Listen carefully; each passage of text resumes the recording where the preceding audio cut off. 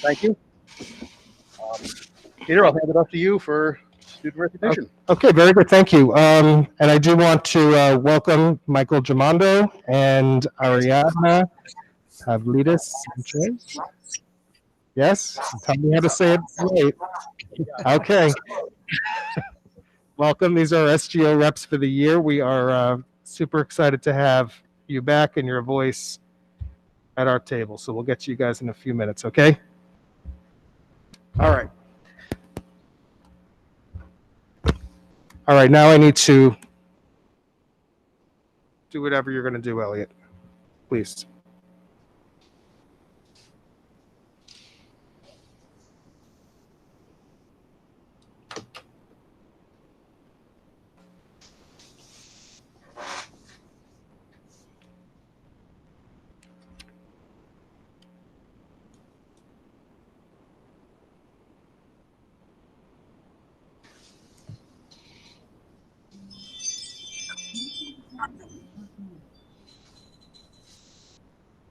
Hi there.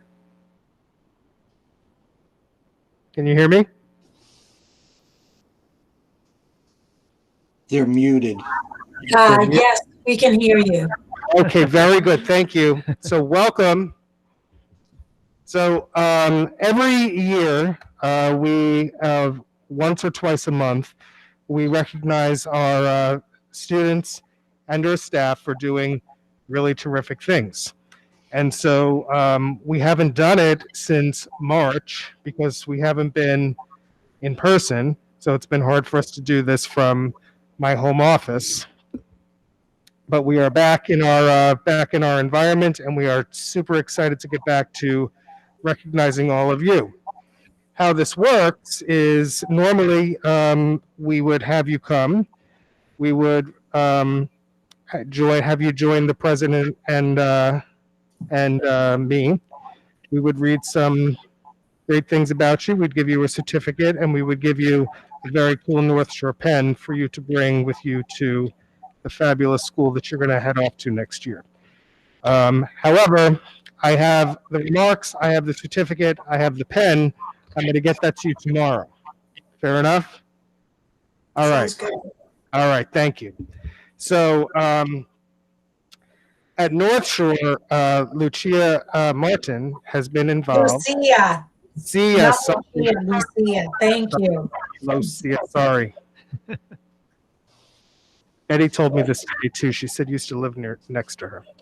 So, at North Shore, Lucia Martin has been involved in the science research program for 4 years. Her latest research has been very timely, investigating COVID-19 through a political science lens. She is currently serving her second year as co-president of the debate club and competes as a member of the Mathlete squad. Additionally, Lucia has been involved in the orchestra since elementary school. What is your instrument, Lucia? I play violin. Beautiful. All Merit Scholar designees are selected on the basis of their skills, accomplishments, and potential for success in rigorous college studies, without regard to gender, race, ethnic origin, or religious preference. To be considered for a Merit Scholarship Award, semifinalists must fulfill several requirements to advance to the finalist level of the competition. 1.6 million juniors in more than 22,000 high schools enter the competition by taking the PSAT qualifying exam, which serves as the initial screen of program entrance. The nationwide pool of semifinalists represents less than 1% of U.S. high school seniors and includes the highest scoring entrants in the state. Mr. Shea, your counselor, said that you are a polymath, a person who excels in multiple fields, a scholar with much more than a superficial knowledge of many different interests. She is a remarkable young woman who will have a significant impact on society. In addition to your national merit recognition, you were selected as a College Board National Recognition Program Scholar, and this award is given to the top 2.5% of PSAT takers who identify as African American, Hispanic American, or Latinx, or Indigenous. So for all of those reasons, we are here to celebrate you as a National Merit semifinalist and a National Hispanic Scholar. Congratulations, and we are very, very proud of you. Thank you.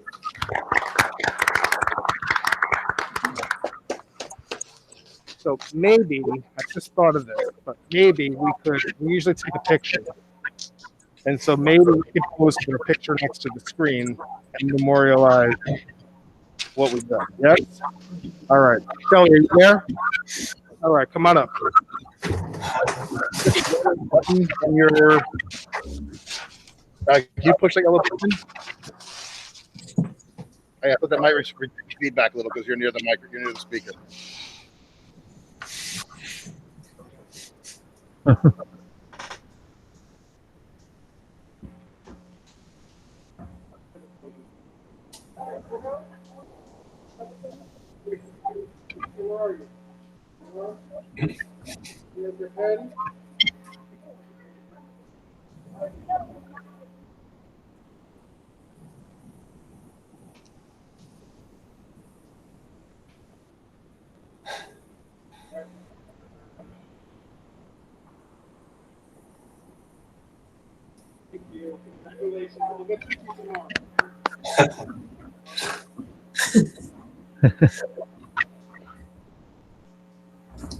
I would like to say something to the district, to Dr. Giarrusso and to the board. My husband and I chose to buy a house and form a family with communities, with outstanding schools, and we're very excited that the excellent teachers here in this district helped our children, not only here, but our son as well, to accomplish great things. We're always be thankful to the support and the instruction, the high-level instruction, and the leadership in this district has been phenomenal. It's truly amazing. We will always be grateful. We feel that Lucy's very well prepared to meet the challenges she has in college. So thank you all very much. Thank you for your service, for what you do for us. thank you very much for saying that. It's sort of, that makes it all, worth all the, it makes it worth everything, right? So we really appreciate it. And Lucia, we really wish you a million successes as you move forward. I know you're ready for them. Yeah, Lucia, it's your success, the success of your peers that really brings us joy. So it's great to see you, even though it's looking this way, but you're up that way, and we're all virtual. I'm smiling for a picture behind this mask, but we really appreciate you coming tonight and all you do. So keep it up. Keep representing us so well. Thank you. All right. Thank you so much. Thank you. Thank you. Okay. You might have some work to do or some TV to watch or something, right? So we're going to bring Mr. Galati back, and we will catch up with you very soon. Okay. Thank you. Take good care and good luck with your college searches. Thank you. Thank Bye. you. That was kind of fun. So we'll move on to action item 3, which is the approval of minutes from September 24th, 2020. Do I have a motion? Motion. And a second? Second. Any discussion or questions? Okay, all those in favor? Aye. Aye. Aye. Okay, that's everyone. Thank you. We will now move on to the report from our superintendent, Dr. Giarrusso. Okay, great. Thank you.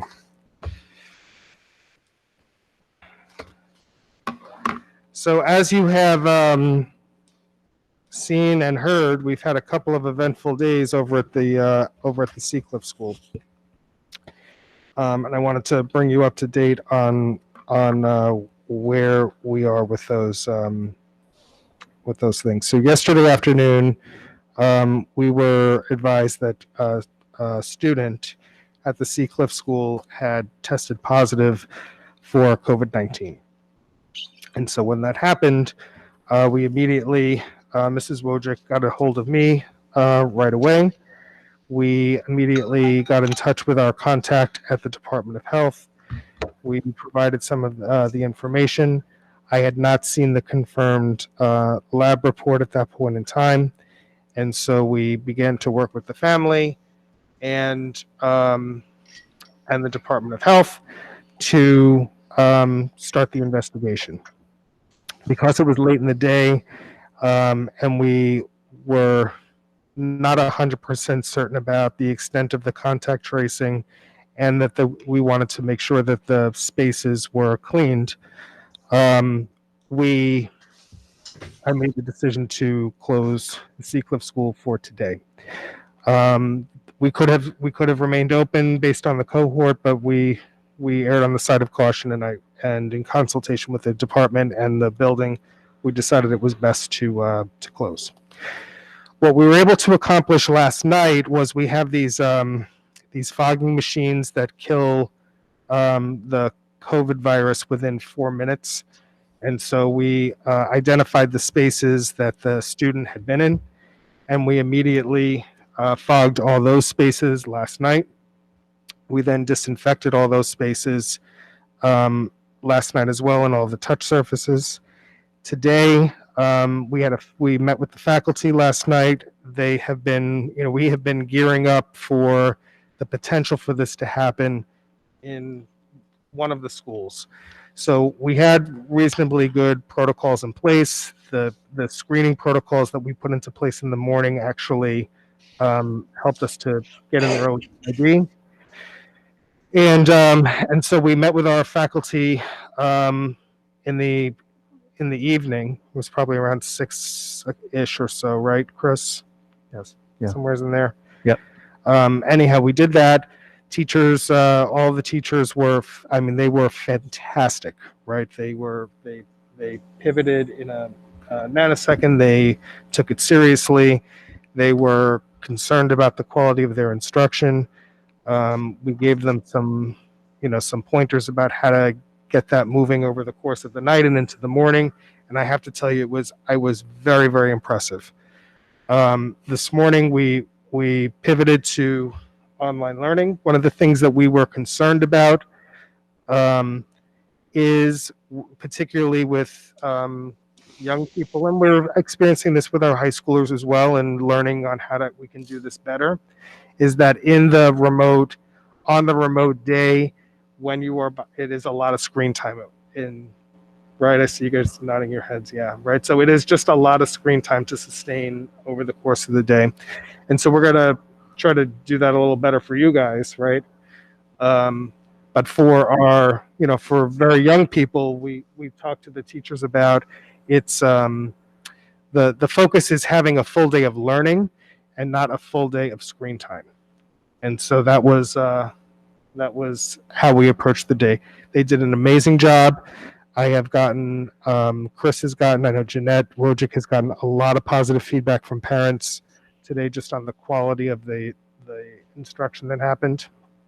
So while that was all happening, we were back here developing the contact tracing list, and John Hall and his staff cleaned every single classroom space, fogged every classroom space in the building, fogged every hallway in the building, all of the offices, everything. And so and then disinfected everything as well. So it is arguable that the Seacliff School might be the one of the safest, cleanest structures on the North Shore of Long Island tonight. But once that all got done, once we figured out, once the contact tracing list was in place, we reconsulted again with the Department of Health. Came to the conclusion that we would be able to open tomorrow, that there were going to be a core set of students and staff members who were direct contacts who would be put into mandatory quarantine by the Department of Health for 14 days. And so in those in that case, right, their remote, right, so it's essentially that whole pod is going to pivot to remote instruction. So that's all happening. They're ready to go. And we met again with the faculty this afternoon. Again, they were amazing. It's really incredible how much, one day away makes you even miss being here as much as we enjoy being here. So we're ready to bring the kids back and the teachers back tomorrow.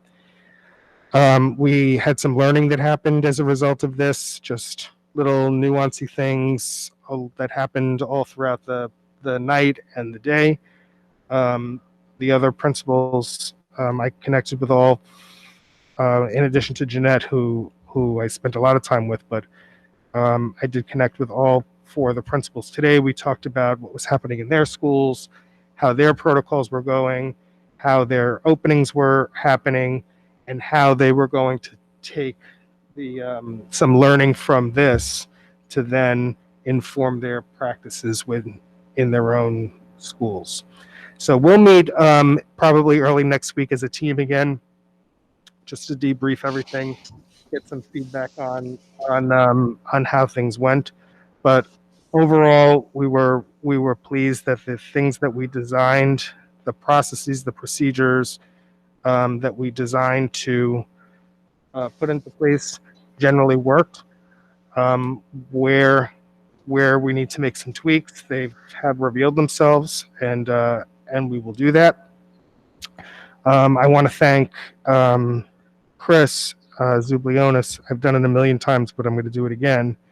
The work, all the work that he has done in coaching and leading and structuring the pivot to the remote online instruction to really approximate the full day of school, we really came into focus today, and so I'm really I'm just really proud of you. That's good, right? So thank you for that, and so we'll I want to say that this is a one-time thing. Let's keep our fingers crossed and hope that it is. But I think what we showed once again is that we're pretty nimble and ready for a lot of different scenarios. So, and the resources that the board has enabled us to employ were really helpful throughout the past couple of days. So I appreciate that. One of the things the Department of Health contact said to me today was she was really yesterday and today she was very pleased and impressed by when we described to her the conditions of the classrooms, that we have that we're really adhering to 6 feet of social distance, that we are really adhering to mask wearing. When I described to her how much time the kids are outside in a day, she was really pleased to hear that as well. And like for example, all of our special area teachers are outside, and so because of that, that had an impact on whether someone was a direct contact, right? So so we're really pleased with the way the reopening is going. In very general terms, and then very specific terms. So that was that. Related to that are all of the ventilation and air quality issues that we continue to work through.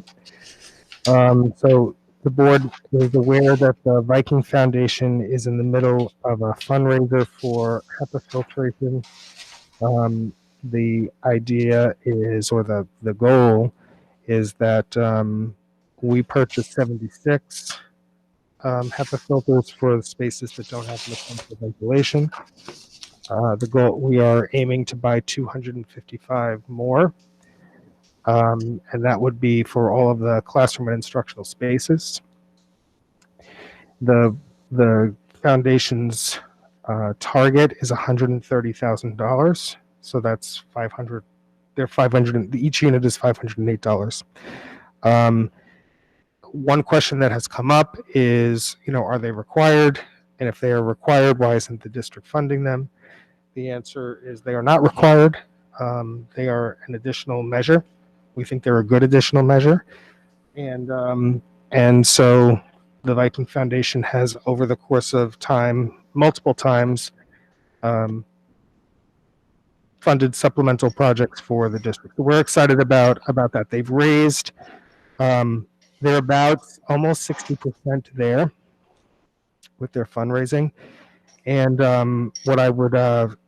what we may want to consider is as we get closer, because we're going to want to get these orders in, so they are here for the cold weather, because like we've talked about before, so right now we have the univents in pandemic mode. They are recycling 100% of fresh air through the classroom. Once the temperatures decrease below 40 degrees, we can't have them open as much, and so the flow of air within the classroom is not as good as it is with windows open and the ventilators running. So there is likely a point in time where we would want to expand this anyway. And so probably within the next week or two, we'll make we'll see where the foundation is with their fundraising. They're pretty close. And I would likely be making a recommendation for us to just fill the smaller hole that they have. So that's happening in one place. I donated. I was really happy to do it, and they're really, it's amazing. Within a week and a half, they've done good work. And so thank you, Lisa Cashman, who's been working very hard at this, and the foundation board. Secondary to that is the air balancing. So we have that's the air balancing of the MERV 13 filtration in each of the univents. We are having a very hard time sourcing MERV 13s, even up in Canada. And my suspicion is that we are going to have them early November, is I think the target for when they might arrive. We are inches away from making a recommendation on the consultant to do that work, and so that will be forthcoming. Tonight, we'll take the board has the proposed 2021 goals that we took your feedback from the last meeting, and those are focused on the three areas of the fiscal reopening, the critical infrastructure of critical evaluation of our instructional program, and our policy review and compliance. So that is on the agenda. Once the board approves those, we'll get those out. Committees will start to come together, and then the real work will start to move forward. Policy committee, the three policy people who are working with me, please look out for an email early next week, so we can get our first meeting on the calendar. Surveys for students and for staff and for parents are being developed right now. We expect those to go out early next week on remote, hybrid, in-person learning. What we're working on that's a little bit different than the way we've done them in the past is we'll have some general questions for the district that will then allow you to break off into different levels.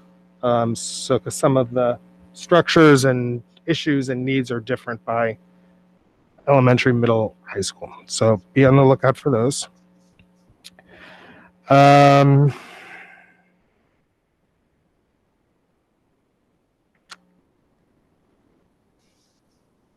Olivia, just as a matter of old business that I'll just get out of the way now, Olivia and I are contacting districts on their structures for those finance committees.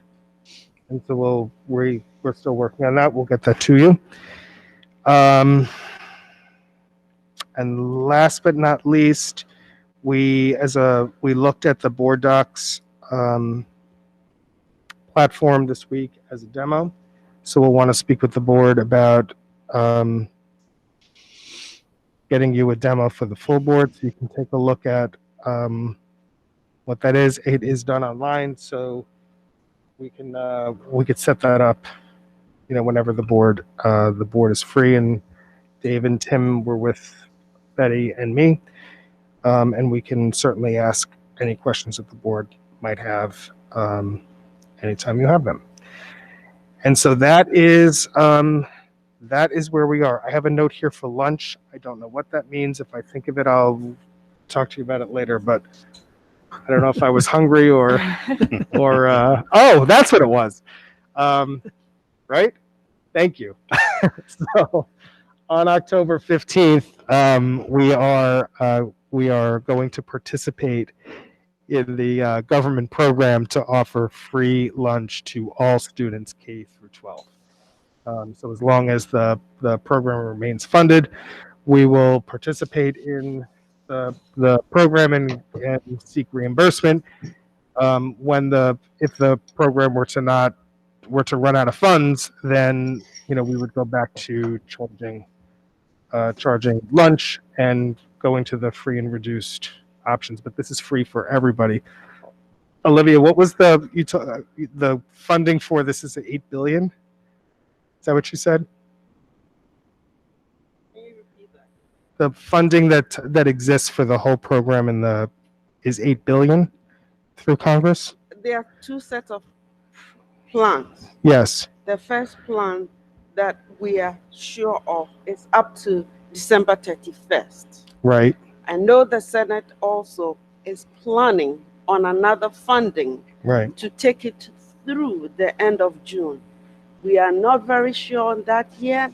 We are waiting for some concrete information from the Child Nutrition Department because they have been very reluctant to state exactly what is going on until they are very sure. And we are trying to march according to their tune because it will be very difficult for us to walk back to parents and recoup our money if this is not rolled out well. Okay. Just make sure I got everything for you. We are looking at, thank you, Olivia. We are looking at how to deal with cooler weather and outside, which is a little complicated. Right? So the tents, if they have sides on them, or if they are of a I forget the exact square footage, but then they require certificates of occupancy from the state, and heating is a little more complicated. We're talking to state ed about the extent to which they are allowable, especially at the high school, right? So the high school, we've closed the campus, which is a real drag for a lot of kids, right? We want to keep you safe, right? And I see you after school, and I'm not you in particular, but you're not all making the best decisions as I'm driving around town. So we're going to keep you in for now. So the idea is, so we have 67, we're short like 67 seats for students at lunch.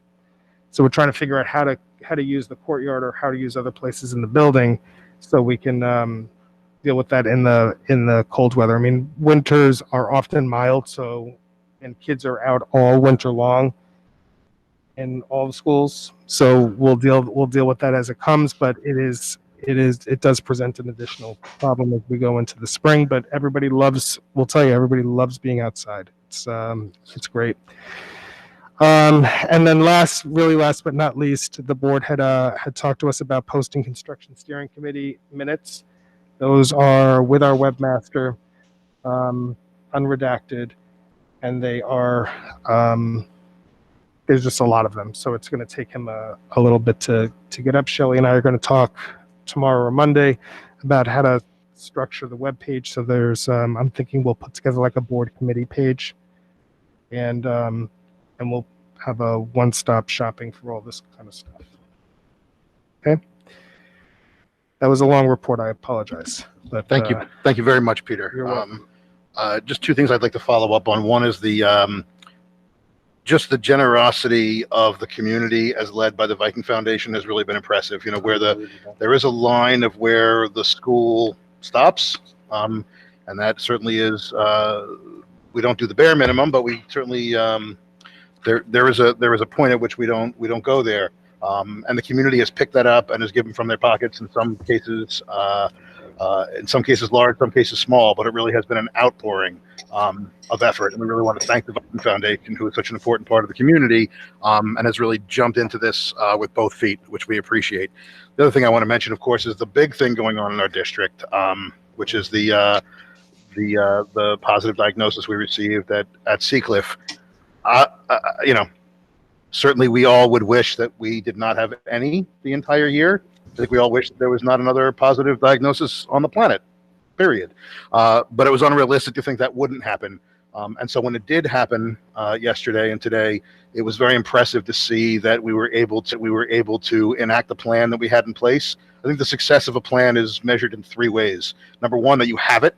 Number two, that you can implement it. And number three, as you talked about, that you can learn from it as you go to be even better the next time. So I think we really hit that on all three fronts. I did speak to Principal Wojcik today from Seacliff, and I let her know we were thankful of all of her efforts, of her and her staff and her crew that put that together, and the entire Seacliff community and the entire North Shore community that really came together on this. It's a reality which we're all dealing with, but within that reality, we're doing our best, and I think our best was pretty good today. So thank you. You're welcome. Thank you. Thank you. And I will say just on Jeanette Wojcik, I'm not sure if I said it before or not. I can't recall. Her leadership was unflappable and very measured and very focused. I was very impressed with how she handled this. There were a couple of times over the past 24 hours that I thought, she's only in her second year as a principal, and it was a really enormously impressive and a real joy to work with her on this. Very thorough. That's great. Yep. So thanks to her again, and thanks to all of you. Yep, you're welcome. At this point, I would like to make a motion to insert the SGO report at this point in the agenda. So our students who we are just meeting, Ariadna and Michael, thank you both very much. Welcome to both of you. We look forward to having you here with us all year. I was saying to you both privately in an email, but I'll share it now. Your presence on this board is, in these meetings is certainly one of the highlights of serving as a trustee. It is great to see you up here. And we look forward to getting to know you. So again, I made that motion to insert that into the agenda right now. Do I have a second? Second. We have a second. All those in, any discussion or question? No? All those in favor? Aye. Aye. All right. So without further ado, what's up? Hello. I'm Ariadna. I'm one of the SGO representatives for this year. Just want to say I'm really happy to be here. First off, I just wanted to say I think the high school has started off really strong this year. I've heard great things about the hybrid model. I really love it. I kind of like it better than normal school, actually. It's really nice to be home. And being outside during school is really nice. The socially distanced seating has been really nice because we're usually trapped inside all day. So being outside is a good time.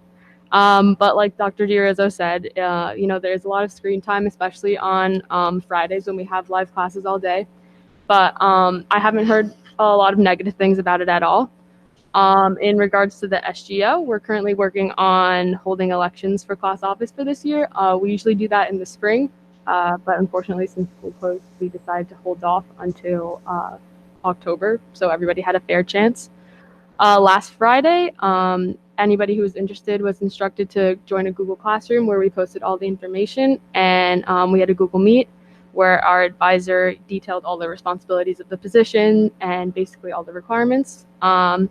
So each student is required to post why they're interested in running and make a 90-second speech that is going to be recorded. And then I'm not sure if we're doing a Google Meet or we're just recording all the speeches and posting that to all the students so they have a look at all the candidates and vote accordingly. And yeah, that's pretty much it for me, and I'll have Michael finish off the report. Hello, I'm Michael Germondo. Again, thank you for having us here. It's a pleasure and an honor. Yeah, just to echo Ariadna for a second, we've heard a lot of success among our peers about the hybrid model. It allows us to, be well rested and kind of make our own schedules, as we're going to have to do next year in college. Like Ariadna said, again, elections have not been held yet for this year. And with the help of our advisor, Ms. Lempensky, we've decided that Spirit Week this year is going to be planned by the members of the last year's SGO, obviously, except for the ones who graduated. But we just want to be able to carry it out, normally as it has been in previous years. So next week, the SGO is going to create a list of possible Spirit Week themes for each day. And we're going to create and send out a Google form to the school so all of our classmates can vote. And so by Wednesday, we plan on having our 5 themes confirmed and be ready to send out to the school, make flyers and things of that sort. And yeah, so that's really what's going on. There's not too much since we're early on in the process, but yeah, thank you. Gotten a lot done. Thank you both. You are absolutely welcome to remain up here for the duration of the meeting, but we also recognize that you have full schedules, so you're also free to pursue your evening pursuits if you'd like. Thank you both. We look forward to seeing you again soon. Thank you, guys, and Thank welcome. you. Thank you. And with that, we will turn it over to Dr. Gerizzo and Dr. Zublionis for a report on teaching and learning in this new paradigm. How's it going? Dr. Z, how is it going? Thank you for the opportunity to speak about our progress in the new paradigm, remote, hybrid, outdoors, and socially distanced in-person instruction. 1 month in, it's a good time to take initial stock. And I just want to reiterate what Dr. Gerizzo said, which is that, this discussion tonight is an initial discussion. This will inform the surveys that we will be sending out early next week. The data from here, the discussions that led to this data table that we had sent to you earlier in the week, but also the public discussion this evening. And so the data that I shared with you and what I'll speak to tonight is really based on interviews with each of our school leaders, our principals, our directors, and also that was also based on feedback that they've gotten from teachers and from parents and that I've gotten directly too. And so I asked, 3 basic questions. What are the strengths and challenges that you're seeing with your fully remote learning program in both a teacher and student perspective? Same question with the in-person program, and same question with the outdoor learning program. And for the high school, Mr. Contreras and I also spent a lot of time talking about the hybrid model. So I'm going to start just by talking about the elementary, middle school, and high school remote models, what's going on, the strengths, challenges, and also the next steps that we're starting to think about. Of course, the surveys will inform that. What's really interesting about the way the board topics line up this year is that this is kind of an overview of what we will see in the physical reopening discussion on the 22nd, the student learning regression and our progress discussion in November, and the achievement report discussions in December and January. And so all these themes that we'll be touching on this evening will definitely go into a deeper dive in those meetings. So I personally have spent a lot of time working with the elementary remote program, working with the elementary principals, our elementary remote teachers. And I know we've talked a lot and you've received a lot of communication from parents about the challenges. I do think, that doing fully remote learning at the elementary level is one of the most challenging tasks. We do have a lot of strengths, and that is we are basically offering the same program that students in person are receiving with FLES specials, ENL services, instrumental music even, that began last week, and special education services. There's extremely high engagement in the elementary program. We have materials at home, and we'll continue to send physical materials home. We have a great full team of co-teachers in each grade level now. And our remote learners started the year all with Chromebooks. The challenges, you've heard and we've started talking about, and I've had a lot of discussions with parents. The large class sizes was the initial issue, and the addition of the co-teachers has helped with that. I will say that the third grade co-teacher, the second, third grade co-teacher started this week. So I've talked a lot to third grade parents, and I think that is because there's a delay in the kick-in of the co-teaching support, in part. They've been very productive conversations, a lot of great concrete ideas on how we can move forward. I'm going to bring the elementary principals into the fold on that. And I must say the remote teachers are very receptive, working very hard. They have been working on not only the academics, but building the relationships and the collaboration. And that has been the hardest part, the relationship building behind a screen. I know that the 4th and 5th grade teacher, Ms. Fibus, has been working on an idea of lunch groups. Other next steps include, trying to move students into in-person opportunities at school, like we've talked about in the past. We have to do more in the area of virtual school routines, morning meetings. We need to make some changes with schedules, the posting of schedules. I think there's some practices that are happening at some grade levels that we could extend to the others. I also wanted to mention that the professional development for the fully remote teachers from Christina Compton from the Center for the Professional Education of Teachers started on Tuesday, and they'll be receiving that every Tuesday through March. And I've been communicating with her, and she's been giving me updates on the agendas and the progress from each meeting. So I think that will really, along with the new resources of the co-teachers, will accelerate the progress a lot. And I think the very productive and positive discussion with the elementary parents, which I really do appreciate. The middle school remote program functions more within the school day, taught by our middle school teachers as periods in their schedule. There's been a lot of positive commentary on virtual communities. There have been a good balance of synchronous and asynchronous learning opportunities as well, especially with electives. More of the challenges at the middle school have been connectivity, space to teach remotely because they're teaching from the middle school to homes, unlike the elementary program, and engagement. The engagement at the secondary level is definitely a little more challenging. We've experimented with the use of webcams and other technology, doing things a little differently, and also the assistance of counselors and virtual clubs, which have just started this week. Started planning this week. They're going to start in full force next week. And so we're excited for the engagement level that can bring. At the high school level, Mr. Contreras and I have been talking a lot about the hybrid model and the remote learning model. One thing that he has built in with the directors is additional extra help as part of the remote learning program for those students, and also additional guidance services, clubs, and those opportunities. And the Synchronous Friday is key because all students are together, even those students who are fully remote, and regardless of which cohort you are in.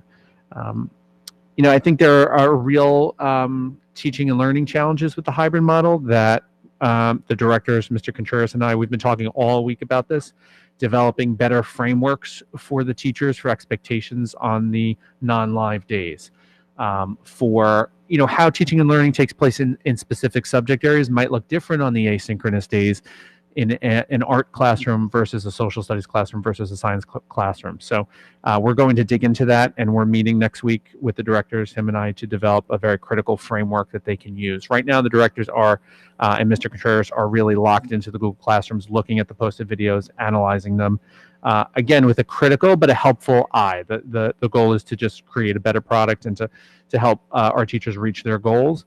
And they're really working hard, but it is a new paradigm for all of us. Some interesting ideas. Can I just jump in there for 1 second? Sure. Yeah. So Mr. Contreras and I had a conversation just yesterday or the day before about the online days, and so what we're really struggling with in that framework is we know that live streaming may seem like the best option to get kids the same experience. But what we are seeing anecdotally is that our suspicions are probably true, and I'm seeing it even, I'm hearing it from my colleagues. I see it at home that the engagement is not as great, and it really does speak to this concept of what Chris calls like eavesdropping on the lesson and the teacher really not being able to attend really well in two different formats. That said, we are, wanting to talk and engage with our teachers about how to deal with those days in ways that maybe we're just trying to force that it be the same when it's not. And so how do we empower our teachers to think more broadly about giving kids a really rich asynchronous experience on the days that they are home that doesn't overburden them with time, right? Because that's also part of the issue that we're rubbing against is teacher teaches a lesson, teacher then has to post the lesson. We give them an hour because they've got to teach it, so they have 40 plus 20 minutes to get them up. And so presumably you could be a student who doesn't get your last lesson maybe until 4:30, and then there's some homework to do after that, and so the day just starts a little bit later, but it doesn't start appreciably later enough to compensate for the extension into the end. So I think there is, we're a month in. I think everybody's really trying very hard to do it well. And maybe we're trying too hard to make it the same, and it's not the same. So maybe we should just free ourselves from that tension and try to do something more powerful that's different, right? It was like the conversation that he and I had was, like when you're like doing something in your house and you try color, and you try so hard to get the color to be the same, and it looks terrible because it's not the same. Whereas if you just went with something that was complementary, it actually sometimes turns out a lot better. So that's the conversation that, and I know it complements the conversations you're having with everybody else, but it's a real struggle. And it's a real struggle for the kids. It's a real struggle for the teachers. It's a real struggle for us to supervise it. And everybody wants to do it the best way we know how to do it. One conversation we've had is we have to do it in a way that's inclusive of the fully remote learners as well. So there are design constraints within there, but how do you create rich asynchronous work that includes video that's teacher maybe pre-recorded video or video from the lesson, work that connects to that, and feedback mechanisms, which our teachers are more than capable of doing. I think we have to work with them to find the best way for a given subject area. And they're innovators. They are working in that direction to find the best fit. Just shifting to in-person learning, one of the benefits at the elementary level is that our elementary principals created very small cohorts that were socially distanced, but they have a lot of time with those students, and so they're able to differentiate, to have a personalized experience for students. At all levels, the principals and the directors reported the joy, the in-person connection, the excitement of students being back in person. We hear it. Olivia, Peter, and I hear it every day with the Seacliff students in our backyard. And I can tell you they are out, over 2 hours every day, if not more, outside. But in terms of the in-person, they have all of the same offerings that they had in the previous years at the elementary level.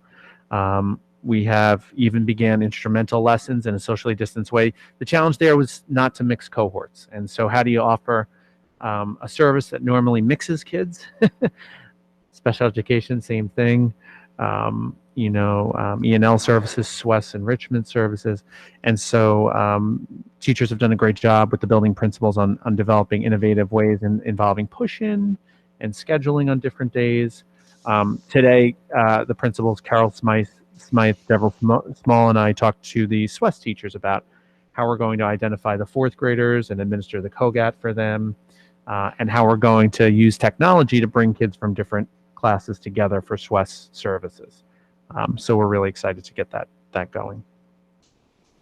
At the middle school level, again, the theme of engagement and, the connection with kids, the maintenance of team meeting and academic support planning for students.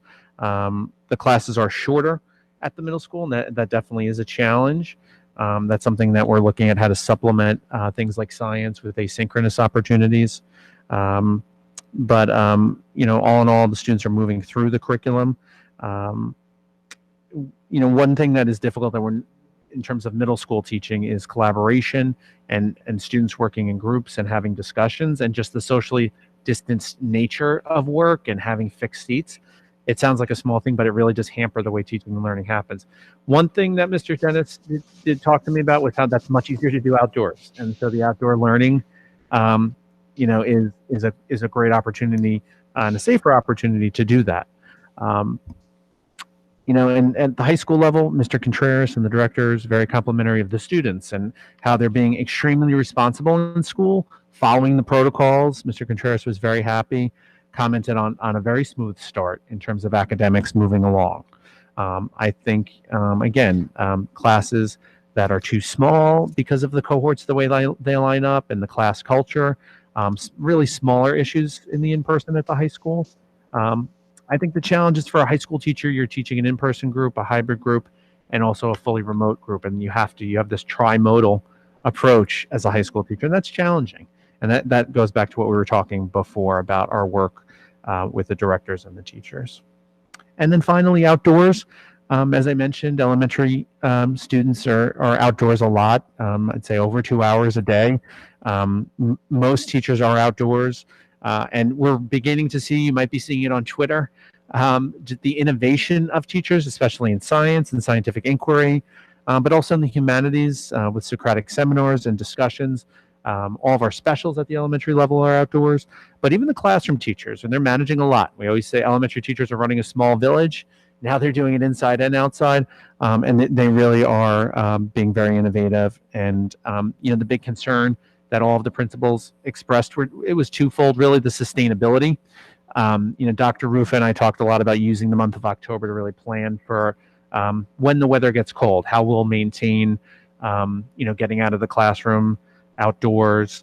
Also, all principals really talked about safety and security, because we have times during the day where we have 75% of the students outside at the same time, at lunch happening at the same time.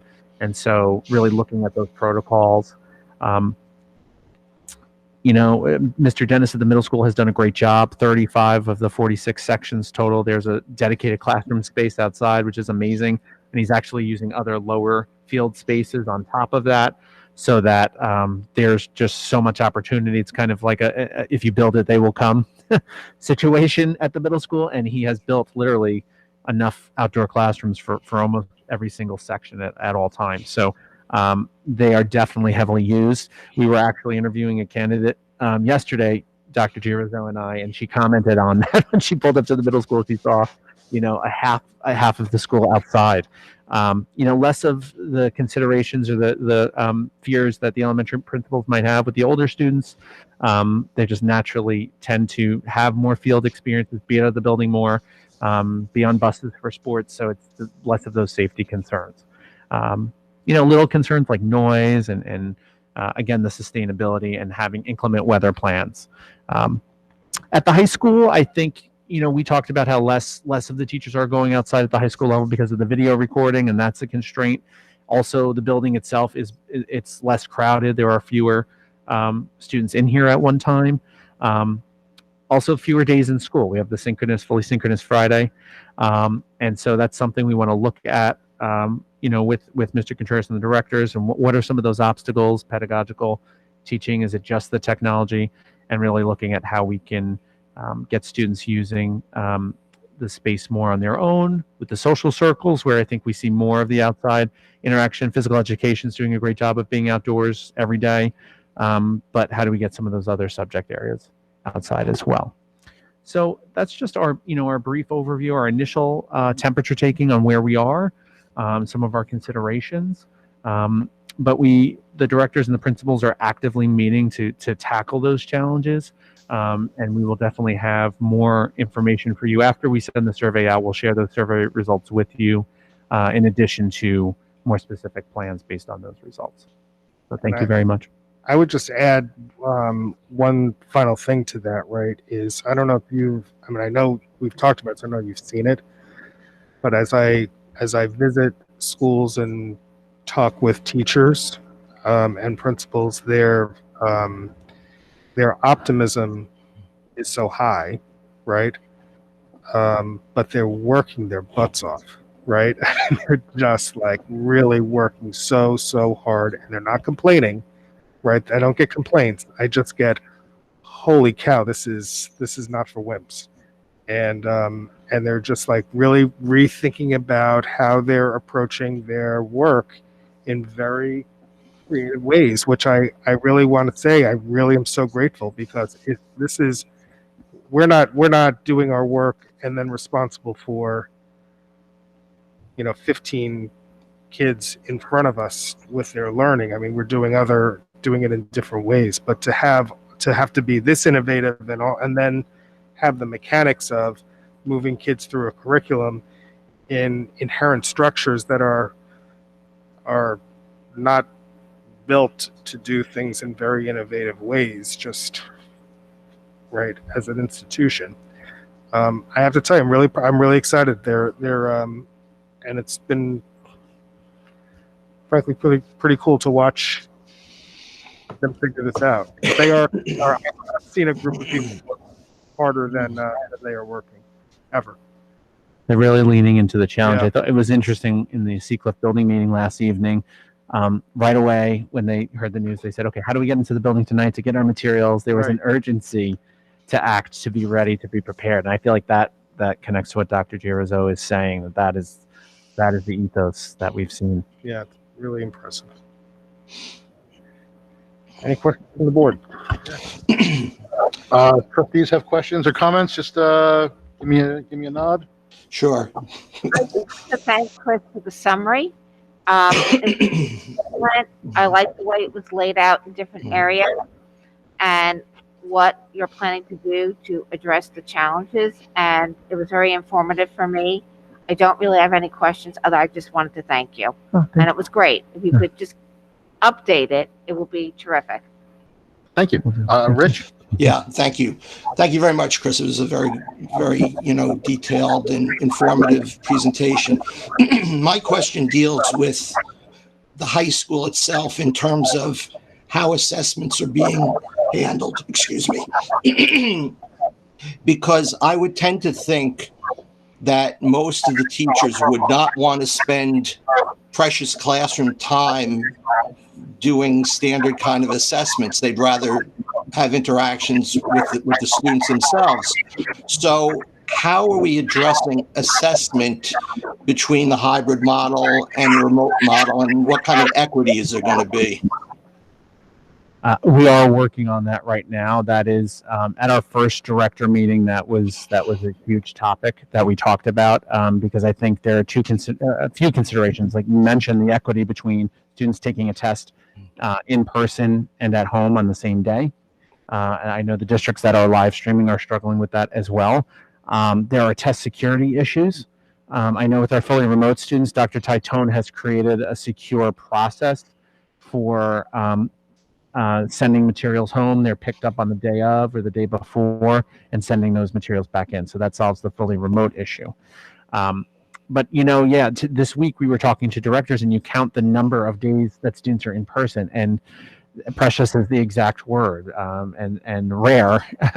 And so I think we're going to look at it right now. I believe, looking at two things: looking past standard assessments that can be conducted online over a couple of days, more performance-based oriented or written, and also looking at, for those assessments that have to happen in person, how might we be able to shift them to home fully, or to minimize that amount of time that testing, and really, the structure of testing takes up instructional time.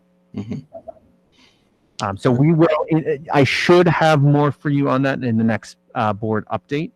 I'm drafting some guidelines and getting feedback from the directors and the principals. Great, thank you. Thank you. Other trustees? Yeah, I just wanted to comment on a few things. First of all, at the elementary school level, I've been so incredibly impressed. Um, School looks to me like what school should always look like. The outdoor learning, the children look so happy. I mean, in so many ways, it seems better than ever. So I definitely want us to focus on how we can make sure that they can continue to be outside for as long as possible. Trying to figure out, whether that involves educating the parents on the value of being outside, even if it's cold, preparing the children with the right equipment, right? There's no bad weather, just bad attire. So we're ready for that when the winter comes. So I'm very, very happy. I think everything's going so well at the elementary school level from what I can see. In terms of the high school hybrid model, I am concerned about the amount of time they're on screens. I'm concerned that on the asynchronous days, they still have homework. So to me, if they're at home doing their work, why do they need homework on top of the regular day? I'd be curious if we wanted to consider something different. Using those Fridays, I mentioned this before, instead of keeping it the entire class, rotating, one group comes in one Friday and the other group comes in the other Friday, which would give them we give them much more in-person time.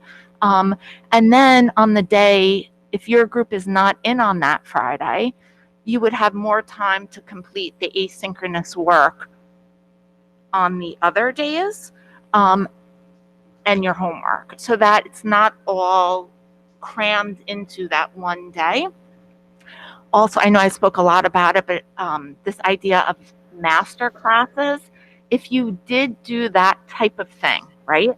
So group A comes in on Friday, group B is home on Friday, right? You could have one master class in the morning, one master class at night that is created for the entire grade. I'm sorry, not the entire grade, the entire school. And then the teachers who are not participating in that way could be available for extra help. So I'm just trying to think of different ways to engage the students if they are at home, so they're not stuck watching lessons all day, to do it in a different manner, and then that would also give us a way to get the students in more frequently. So It's so interesting, just to comment on the thinking on that, is it's when I was putting the chart together, I realized the answers to some of the challenges at a lower level I saw in a higher level. That's what's great about getting the leadership group together. And so, like, even what you're talking about at the high school level, I think that would be great for the elementary level. A lot of the districts that are doing the fully remote program like we are have asynchronous opportunities, and that's something that in some of the conversations I've had this week with the elementary remote parents too, that has come up. Right. So make sure I hit everything here. And then in terms of the fully remote program, I'm so happy that you hired additional staff. I do still have some concerns about the large class size. So I just want to make sure going forward that we keep an eye on that. Obviously, the new staffing model, we have to see how it works. But at the elementary school level, it's difficult to have 25 kids, 30 kids in an online format, particularly they can't all see each other. Teacher can't see all of them at the same time. So I just want to make sure that we're keeping an eye on that going forward. And the idea of socialization opportunities, whether in school or with their remote cohort, I'm so glad to see that we're still talking about this, because I do think that is critical for those children. Developing a community in a remote format, particularly when you have 30 kids, is very difficult. So to give them some opportunity, if it's just recess time, playtime, lunchtime, I think is amazing. I'm almost done. And in terms of the surveys, if we can just kind of hit on these topics, if we can get specific numbers on asking students how long they are on the screen each day, how long the homework is taking, because I want to make sure that all the screen time in the homework is not violating our homework policy as well as our wellness policy. Questions that get at engagement at the high school level is important. And if we are surveying the teachers, I would also like to see questions that get at what is their average amount of time that they're spending outside, and what are the barriers that are preventing them from getting outside for mass breaks and snack and all of these other opportunities that maybe they're not able to access. Thank you. Thank you. Thank you, Andrea. Sarah? Sarah? Thank you. Mainly, I also want to say thank you. The report was incredibly interesting and informative, and I think we were all aware of the complexity ahead of time, but to see how hard it is even to present the information across the elementary, the middle school, and the high school, right, across in-person, remote, hybrid, and to put all that together for us, not to mention that it's different per topic, right? That art and social studies and math are not the same thing. So it's 3D chess. So thank you. And I really appreciated that you pointed out where some of the challenges were. And I'm sure there are far more than you had time to talk about. Classes have been short, right? Trying to figure out what to do about that. And I think the high school workload is another one. And what's interesting about the high school workload is that it's not new, right? Like the board itself has heard from students every year about the workload at the high school, and that's ongoing, and it's different, but it's still something that we're rightfully looking at. And then, of course, I think the new challenge that really is, in contrast to that, is winter. It's going to be tremendously difficult, and how can we use the resources that we have and just be very smart about making sure everybody gets outside when it's most important. You know, use the blacktop, right? The blacktops are going to be warmer than grass. Get rid of the tents. Use the sunshine. Where can you have windscreens such that it's not as cold, but you still have the airflow of the outside. I feel like it's the kind of thing that you guys will work out, like the number of logistical challenges that we've already overcome. It feels like the kind of thing that we can do. We just didn't know we would be in the happy circumstance of still being open. There were a lot of people that predicted that school was not going to last anywhere near this long, but now that it has, we have to keep recalibrating and figuring out. I mean, this has been the story since March, right? It's like constantly figuring out what's the very next challenge that we have to deal with. And I think we're so right to be thinking about what happens when it gets cold before it gets cold. The same with the HEPA filters, right? You have to raise the money. You have to get them ordered before you need them, because it's an enormous task and undertaking. I look forward to hearing about your plans for winter. Thank you. I really appreciate it, Chris. Thank you. Thanks, Sarah. Tim, would you? I'll make a quick comment. Sure. Thanks for putting this together. The way you laid out the information is perfect. It's concise, but it's really informative. And I just one comment, and with regards to the asynchronous learning, I'm really glad that you, Peter, and Eric are discussing ways of creating a rich experience with that. I think that's probably among the many challenges, but that's a huge challenge. So I'm glad you're looking at that. Thank you, Tim. Lisa?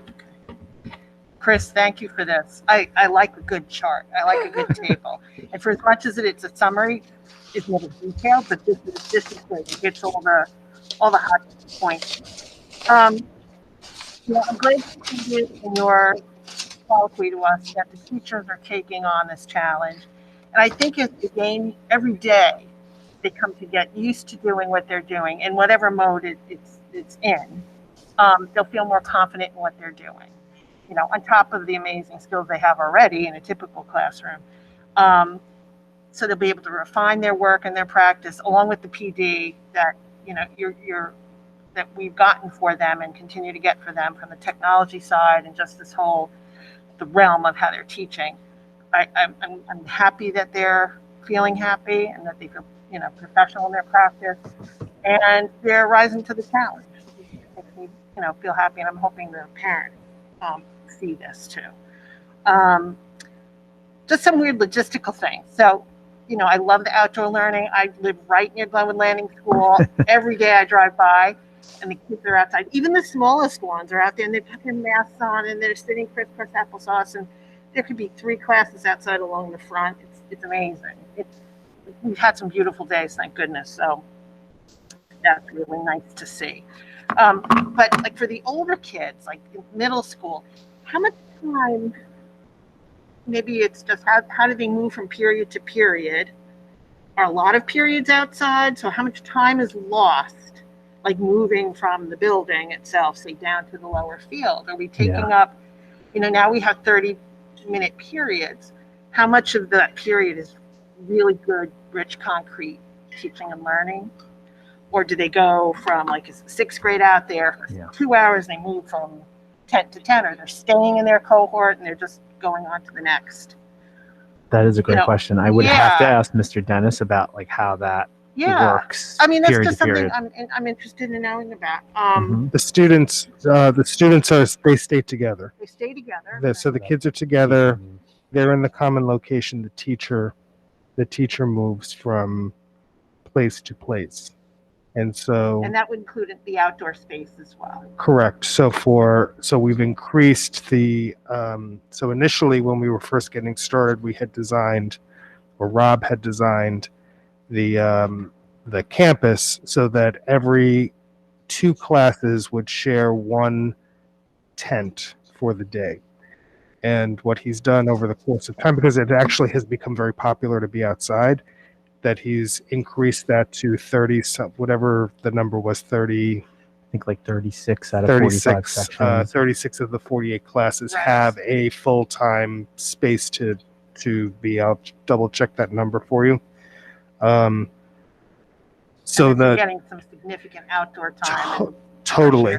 I mean, so all of the middle school, so the way the middle school has worked is each student has brought, like, they bring a beach chair or a chair to sit in, and they leave them in the classroom. And so when it's time to go out, they pick up their beach chair, they go outside, and you'll see, I mean, you see kids reading books, you see them in math lessons, you see them exploring, and they fall in these socially distanced outdoor pods, but the pod stays the same, so the transition time has been really decreased for the student. And I'm assuming PE is all outside.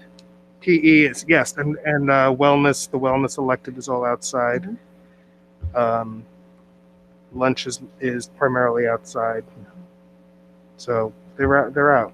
But And it's not even just that they're outside, they're using the outside. Like the lessons involve, you know, using everything in nature. It's not just taking a math lesson and doing it outside. It's literally using the materials that exist in nature to incorporate into the lesson. I mean, it's beautiful. So continuing on the outside theme, I noticed one of the, I guess, a need is for additional security and, I guess, supervision, maybe monitors, because I'm on the safety and security committee. So I'd love to be able to, you know, if we could pull these challenges to that meeting, maybe the agenda for that meeting, if we want to speak a little more deeply on that, if there's some budgetary issues with that as well, you know, that kind of struck me, and I'd love to be able to help. We would, you know, obviously want to help assuage that challenge. Social emotional work. There's only one little blurb about How are we doing on that?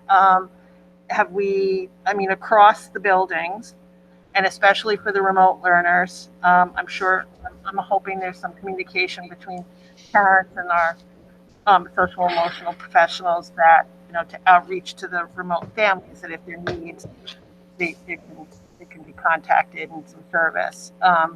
Do we have a lot of, I think I asked this question before, but remind me, that special ed kids who are on remote? We don't. No, elementary was like, it was, I think what did it say? I think it was 5, but it was either 5 or it was a number with a 5 in it, but it was small. It was either 5 or 15 total out of the 140. There is or there was? There is. There is. There is. That's like it. So they're typical providers. Those providers are not wholly remote. No, a lot of it is related service. Right, related Yeah, service. So yeah. your speech or OT. So they're getting teletherapy. Right. Yeah. So that's being provided now. Yep. Has there been any challenges in that regard remotely? The initial challenge was just scheduling it, Yeah. kind of like the schedules, but now And that that's a typical problem when kids are in school. that is true. When they It have usually to takes a schedule. I week to, understand that, especially in yeah. the elementary buildings. Yep. And so we overcame that, worked through that, and so everything is scheduled now. ENL as well. That was challenging to schedule Right. with the remote needs because it takes up more space in the schedule having the Yes. remote program. So, but And in school, are you having some space challenges for in school? for in-school specialist provider, Hmm. yeah, and the principals are working through that. But that has been a challenge. And then the other piece that I mentioned before is not being able to mix cohorts when you service students. Yes. So that Yes. that becomes then a time issue. But everybody is scheduled. They're doing some push-in work instead of pull-out work. Right. For the social emotional and mental health, that has to be more pull-out and private. So in terms of time, will it satisfy their IEPs? Will it be compliant? That's always my concern, is compliance with the amount of time they're supposed to receive Yes. service. Yes, we are. Okay. Yeah. Okay. And for instrumentals? I would love to see how they do that remotely. Like you said, the music instructors are doing that. I know I'd love to see a third grader doing their string instrument. That's like a cool lesson to learn. If they're not at home, I mean they're not at school for the string instructors to tune. It's That's the like- one class I haven't yet observed because Yeah. I know, I follow Miss Larson and the other teachers, and so I do. We have to observe that. We have observed everything else, Cool. but wanted them to get started. But they're very small and often singleton groups. Yeah. Dahlia always says that doing it synchronously, instrumental lessons, very very difficult to do if you have more than one or two. So I can imagine. So that's how they're doing that. I can imagine. But it is amazing to see the ensembles. So if you go to the front of the high school, you'll see the band in their painted circles practicing. And today or yesterday, the chamber orchestra was tucked away, doing their thing outside, and Ashley Hahn has been, having the kids sing, and they've been here in a socially distanced ways. So we're really trying to be innovative and try to figure this out because the fine and performing arts program is so important to us that we didn't want to let it. It's easy to say we can't do it because you need 12 feet. But the more important question is not, it's too hard. It's no, let's figure out how we can. And that's been the constant theme over and over and over again is, okay, well, we can't do it in the way that we did it. How can we do it a different way? And how do we do it in a way that approximates the experience, even if it can't be the same? And I will say, I think we're doing an okay job with that. Yeah. Plugging along. I've seen it. It can be done. I've tons of musician friends, and that's the only. I've been keeping myself entertained with how they're doing it in groups. I mean, not just a singleton. Yeah. And it's really impressive. They're doing it. Yeah, it's fun. And I hit their Venmo jar, and we're good. It can be done. And I think the kids will probably figure it out before any of us could do it. But that's it. I just had some, extraneous things. You really did a great job, and I'm not going to repeat other input from the other trustees. I think we've covered it. Thank you, Chris. No, Thank you, and thanks to everybody who's working so hard. Yeah, I don't think that leaves me. I don't have too much to add other than saying, just echoing what my other trustees have said. This is the report and the information that we need to understand what's going on. It was delivered thoroughly and succinctly, and left us wanting more. So that's terrific. Thank you. I did have just a couple of specific questions. One of them is, you mentioned all the hard work the teachers are doing and the innovation the teachers are doing. I don't need an answer now, but I am curious about morale and making sure that this is not, having to innovate every day. And Yes. as a week has now become a month, I want to make sure that they are also being attended to properly, because they are the ones that someone's being asked of, and they're really answering that bell. And we're so proud of them for what they're doing and delivering for our kids. I want to make sure that we're having an eye on them as well. And the other thing I would mention is, as a board, we had spent a lot of time addressing what our priorities were. And I really want to say that a lot of that has come through in what I see. I think about things like going outdoors as one example, and just how we talked about it here. It was more than one conversation, and it was not always easy. And we were pushing, and you wanted it, but we had supplies to come in, and Olivia was trying to make it all happen. It was a lot of different pieces that came together. And now it's not just successful, people are craving it. I'm not sure what after pandemic is going to look like, if that's even a thing. But whatever that is, outdoors education is going to be a part of what we do here at North Shore, I think. And I think that's a really good thing. The next issue that I guess I would like to keep in the crosshairs of where our focus lies, and what we talked about last time, is the engagement piece. You talked about it so much. Just in the question of arts and performing arts, it's a key piece. But we identified that universally as a driver of student success in this district, and student success in general. And a couple of the points, certainly at the middle school and the high school levels, you had really kind of brought that up as one of the sticky wickets, and that's a priority for all of us, as mentioned previously. And I'm highlighting it again because it's really so critical for our student success, finding ways to keep them engaged in these new paradigms.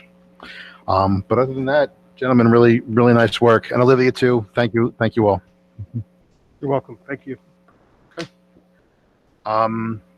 With that, I believe we will move to our public comment section of our meeting. I appreciate the public being here tonight. We do have comments from the public that have been emailed to us in advance, but we will give priority to the folks who are here. We welcome you again. As most of you know, just come to the podium, state your name and town of residence, and we will be happy to hear what you have to say. Jerry Romano, Seacliff. The first thing I have to say is, other than when Rich Galati spoke and I heard the Pledge of Allegiance, which I know the words to, this whole meeting has been unintelligible out here. The system which was inadequate in the library is inadequate here. And with the face masks on, it's even worse. It's like you're standing on the other side of a door listening to a conversation. You've been told this in the past, and it needs to be fixed. All right? I don't know what else to say about that. If you want to call me or have somebody reach out to me on some ideas on how to fix it, I could tell you how to do it. And you can either take my recommendations or not. BOE members Rich Galati and Andrew McCary each accepted $1,782 from the teachers' unions towards their BOE election campaign. It's unethical to take money from employees, and made worse by the fact that the teacher's contract will be renegotiated this year. This community needs ethical representation. Galati and McCary need to recuse themselves from voting on any and all issues regarding the teachers' union contract and hiring of teachers to avoid the impropriety of monetary influence. That was one. Two, when I submit a FOIL request, I receive a letter 5 days from the North Shores law firm acknowledging receipt. Then they take the maximum time of 20 days or more to respond with the information that's often only a few keystrokes with a computer. When Andrea McCary, Sarah Jones, and Teachers Union President Greg Perlis submit a FOIL, they receive the information sometimes in minutes and usually within 24 hours. For instance, Andrea McCary submitted a FOIL on June 22nd at 10:21 a.m. She got a response at 10:31 a.m. That's 10 minutes. On June 17th, she submitted a response, Andrea McCary that is, at 6:15 p.m. She received a response on June 18th at 9:23 a.m.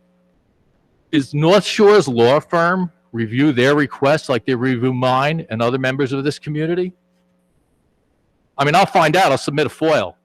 So you could tell me or not, all right? And you'll take 20 days to tell me if the lawyers sent letters to them. I bet not, okay? Why does North Shore have two standards when residents submit a Freedom of Information request? What do you have to do to get a fast response in minutes? Am I doing something wrong? I even went as far to use the same exact language that McCary and Perlis used to get response within hours or minutes, and it didn't work. I still got the standard letter. Can you tell me what I'm doing wrong, Dave? I'm not going to answer specific questions, Jerry, but every FOIL is handled uniquely based on the circumstances with which it's filed and on the circumstance for which it applies. Well, it looks like there's the insiders and the outsiders. So I'm one of the outsiders. Okay, sure. North Shore had over $10.8 million unspent from the 2019-2020 school year budget. Why was this not mentioned in the budget? Why are such significant surpluses not mentioned in any of the mailings to the residents? You're required to do that. And if it's not $10.8 million, what is it? Because I actually think the number's higher of money that was budgeted that wasn't spent, that should have been returned to the taxpayers. And you're not going to answer that. Again, Jerry, as you well know from your repeated visits to our podium, with which we are happy to have you, and you're always invited to come speak, this is a chance for you to share your thoughts with us. I'm sharing them.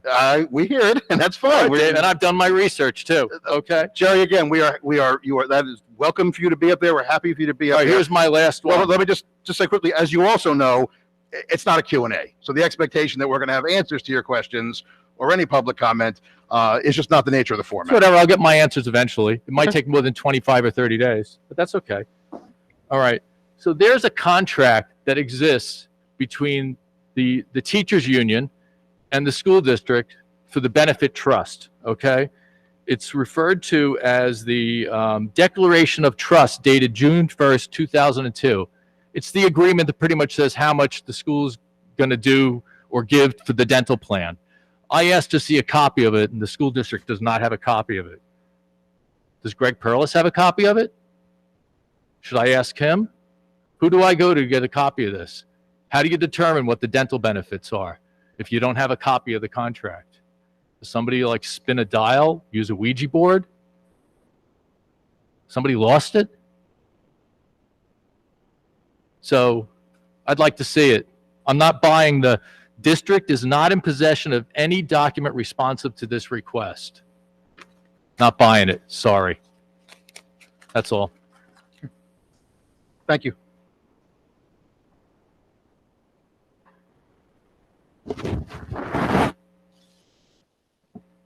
So we do a quick wipe down to the mic between speakers. All right, can you hear me? Yes? I didn't hear that well. I want to make sure I can. Is the All right. Just want to make sure you can hear me.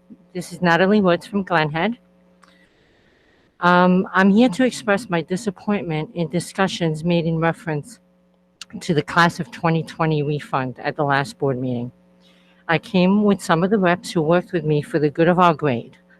For 4 years, we sold goods, planned and executed junior prom, planned a fashion show that never happened, and countless other events. When COVID happened, we were hopeful that our senior events would not be affected. But as the pandemic grew, it was evidence that once-in-a-lifetime celebrations would not be possible. We stood and watched as our seniors took repeated and systematic disappointments with grace, humor, and dignity. Our hearts broke for all they were missing. As a grade, we did what we do best. We rallied. To say that we have an amazing grade of kids and parents is an understatement. We came together with the administration and made sure that everyone communicated together. We designed, decorated, and set up billboards and signs. We planned a yearbook signing celebration. We made video tributes and worked with the administration to decorate a wonderful graduation. This money was raised by us for our children's senior prom. Any donations given were given by grade of 2020 parents. The fact that anyone would question that fact is upsetting to say the least. Once we realized that our senior prom could not happen, the administration was clear that our grade would be refunded and that there would be many steps involved. Jen Imperiali explained the lengthy process. The directive came from the district. We understood. We hosted our own prom and waited for our refund, which as of today is still outstanding. I am unable to understand why this has become an issue at the last board meeting. I attended the meeting and even left early, never expecting this to be other than a quick formality of a vote. Thank you to those board members who from the start of the conversation repeatedly explained that this was not district or SGO money, but grade money. Thank you for explaining that this was not leftover money, but unused money, since it was not used for its intended purpose. We appreciate your support. A special thanks to Marianne Russo, Rich Galati, Dr. Giorizzo, and Olivia Buazzi, who were steadfast in their supportive arguments. We are delighted that common sense prevailed on this issue, but disappointed that the conversation was even necessary. Thank you. I certainly appreciate your comments, and I appreciate the fact that clearly you've spent time presenting your ideas in a very fair and thoughtful way, which we appreciate.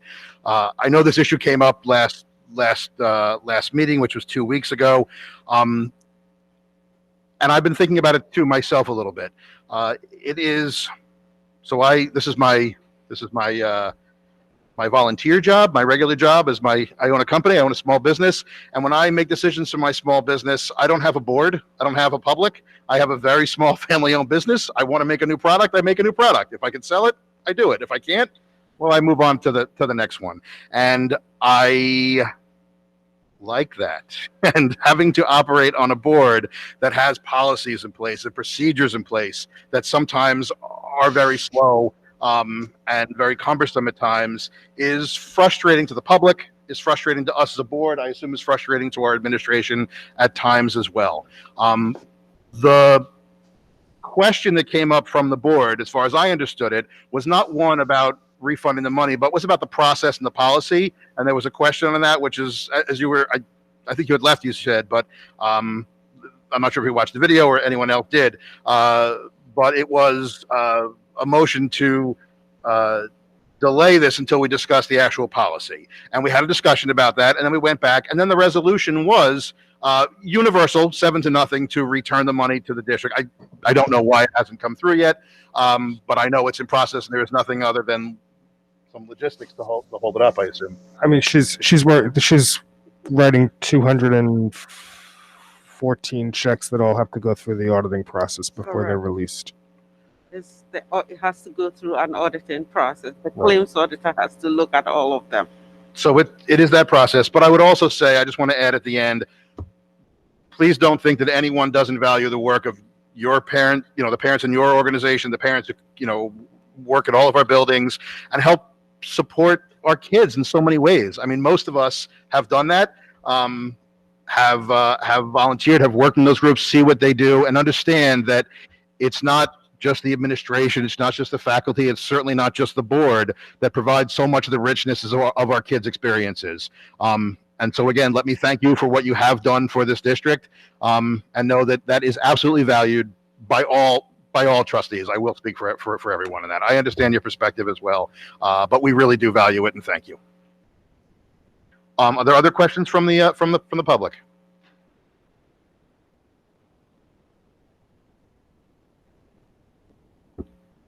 Rob Mazzella, Glenhead. In my 10 plus years attending these meetings, I'm in a unique position to honestly claim that no Board of Ed trustee has worked harder for I'm sorry, Rob. Just maybe turn the volume dial up a little bit. Is that better? That is better. Thank you. So I'll start again. In my 10 plus years attending these meetings, I'm in a unique position to honestly claim that no Board of Ed trustee has worked harder for our children in this community than Trustee Marianne Russo. She has done so selflessly with no personal agenda to push. She advocates for improvements for everyone. Her children weren't struggling with writing when she pushed for the creation of writing centers. Her children weren't trying out for sports teams when she pushed for comprehensive reviews of our athletic department. She did things like this because she saw the need and the opportunity to make things better for our children and community.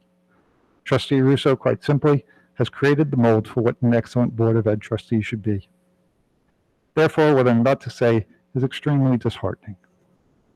In my opinion, the recent actions of some Board of Ed leaders indicates to me that those who challenge the status quo with tough, thoughtful questions are subject to possible attack in a coordinated effort to censor and silence dissenting opinions. Former Supreme Court Justice Ginsburg said she enjoyed writing dissenting opinions because it challenged her intellect, especially ones in opposition to her best friend on the court, former Justice Scalia. This is why I believe it was inexcusable when past and current presidents of this board decided to publicly criticize two Board of Ed trustees who have passionately and effectively served the North Shore School District for a combined 50 plus years, simply for not being able to attend one board event. Even more inexcusable is the absence of a public apology in the almost 1 month that has passed since the public comments were made. It is the height of hypocrisy to publicly call out and question two of the most well-respected Board of Ed trustees who have ever served the North Shore School District, when other, much more objectionable past trustee actions have gone unmentioned. I believe it is truly a shame that the partisan behavior exhibited by national political figures is being emulated by past and present board leaders in our amazing community. I am therefore challenging Vice President Madden to take the lead on making things better. I trust that he has the character to try to make things better. As a longtime social studies teacher, I'm sure he understands that this country was founded and has thrived under a mostly two-party system of government because our founding fathers realized something that our current local and national leaders seem to have forgotten. Amazing things are created when people engage in good, healthy, respectful debate. Conversely, when everyone thinks and acts the same, private and governmental institutions stagnate and become obsolete. It would be a sad day to see this happen to our wonderful schools.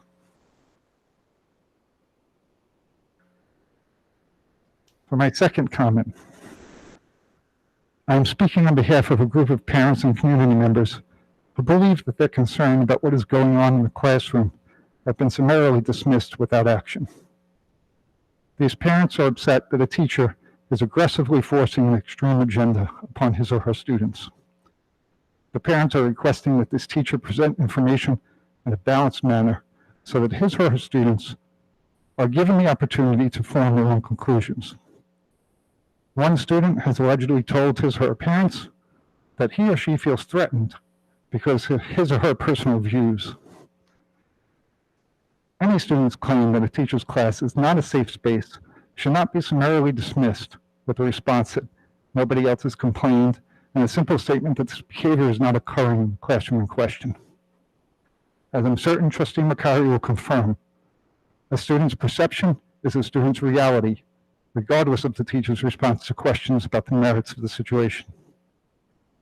I am therefore formally requesting that the Board of Ed step in to insist that this situation be investigated more thoroughly. If deemed credible, the Board of Ed should demand that the teacher in question take whatever corrective action is necessary to also alter the student's perception so that he or she can feel safe in school. If the complaints are deemed credible and the teacher does not know how to create a safe space in the classroom, then I believe he or she should be immediately removed from the classroom and provided with whatever training is necessary for him or her to learn how to do so. I've printed this statement out and included the teacher's name and officially requesting that it be filed so that subsequent inquiries about this teacher cannot be summarily dismissed. I've also included a separate complaint about this teacher, about this same person, which I am officially requesting be placed in his or her personnel file. I quite frankly was not planning to do this. However, if the aforementioned child's claim is deemed credible, I believe it is my responsibility to the children and parents of this community to supply information that could support the claims of this child. If any person is found to have a pattern of habitually bullying people, the conduct should be addressed regardless of who the person is and who the person knows. As the husband of a veteran teacher, it's not easy for me to make requests such as these.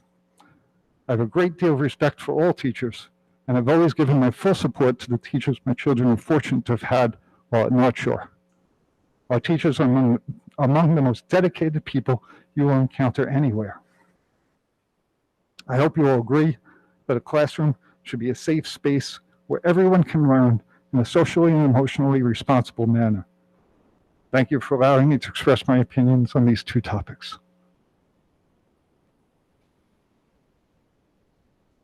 I do. Sorry, Dr. Girizzo would like to reply. Comment, I should say. I wanted to address the second issue that you raised. You can just leave it on the. You can leave it on the stage. I don't know if you can reach the stage with the instruments in between, but.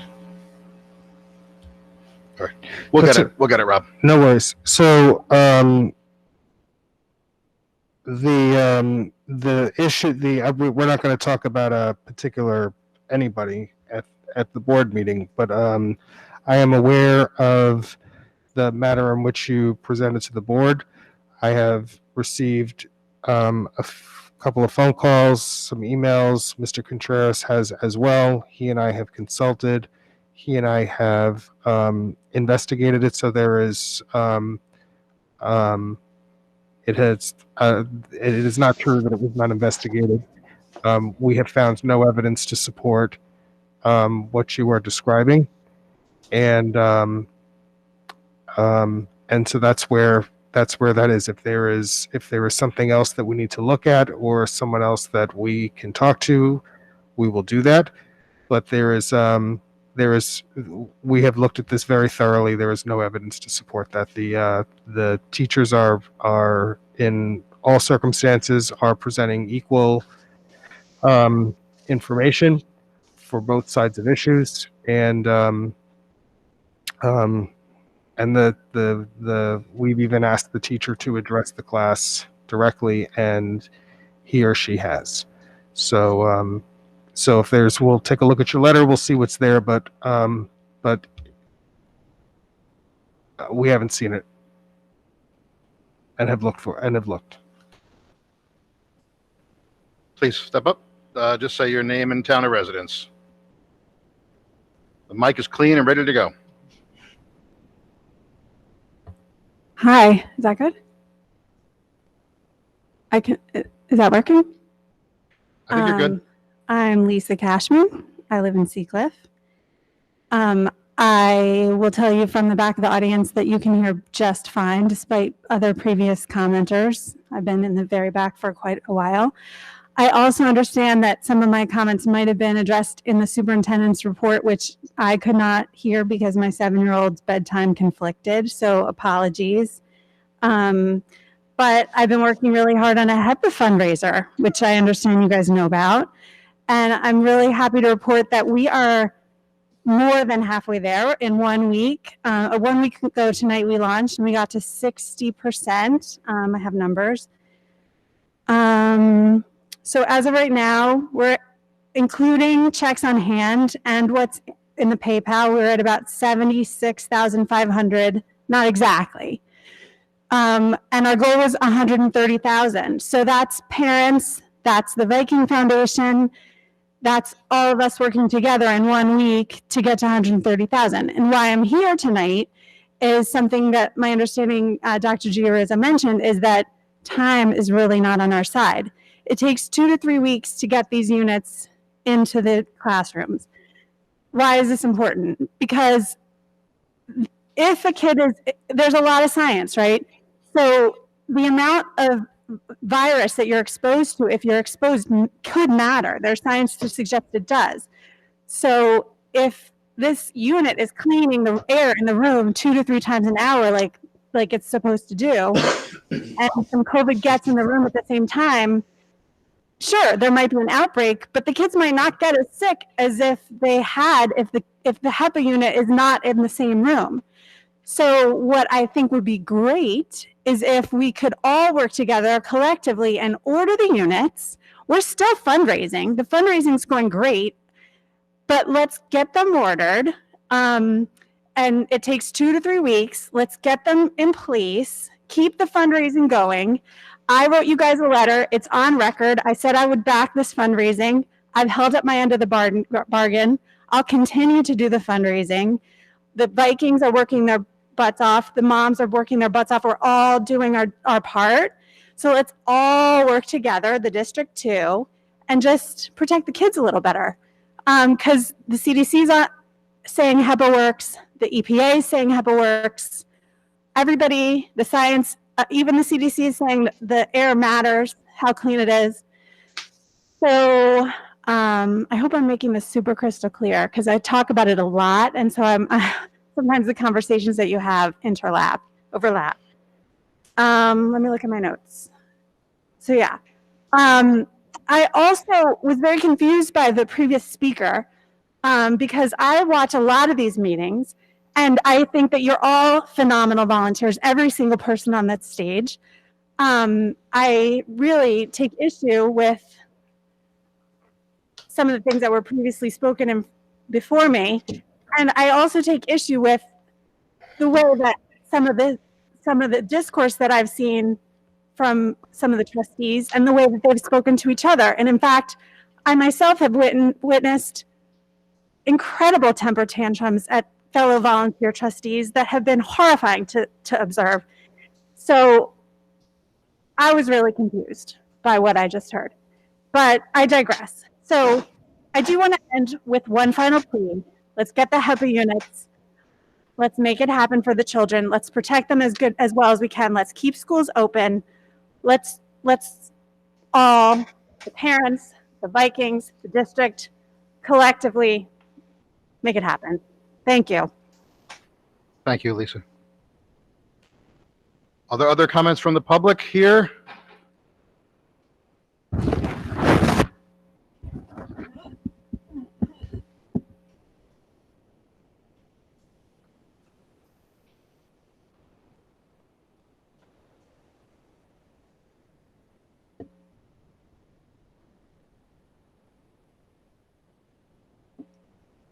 Hi, Greg Parlis, President, North Shore Schools, Federated Employees.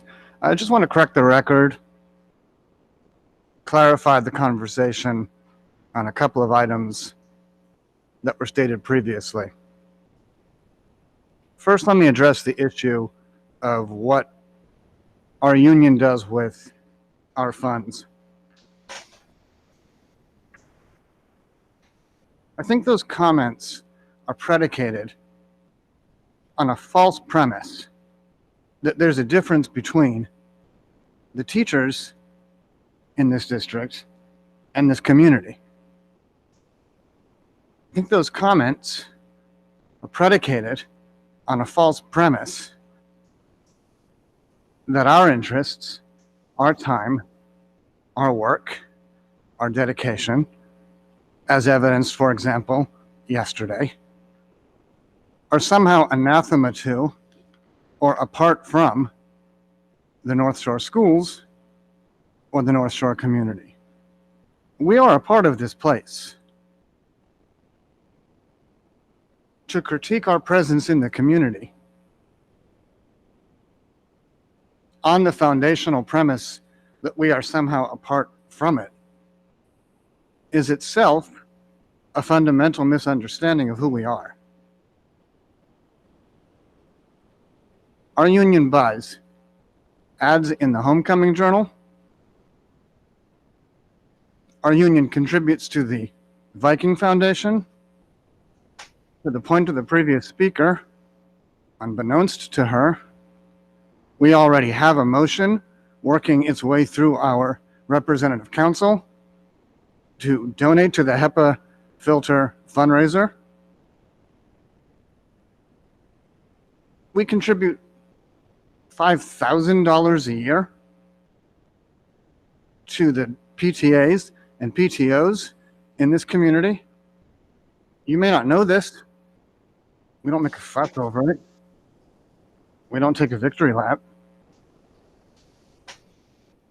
North Shore Schools Federated Employees pays the PTO membership dues for every teacher in every building in this district every year. I want to repeat the number.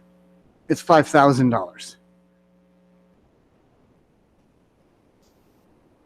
More than 80 of the people who work in this district live in this district.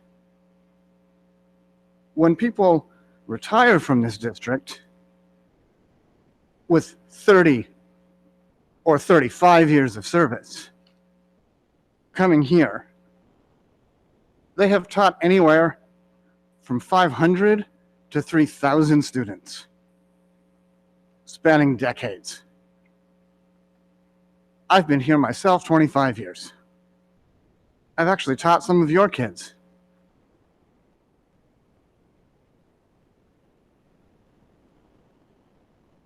We are not apart from, we are a part of. We are not outsiders. We are this place. We are of, in, and about North Shore Schools. And while reasonable people can disagree about things like Board of Ed races, the characterization of the North Shore teachers and TAs and secretaries as somehow alien to the district is unfounded, it's unfair, it's untenable, it's not supported by fact.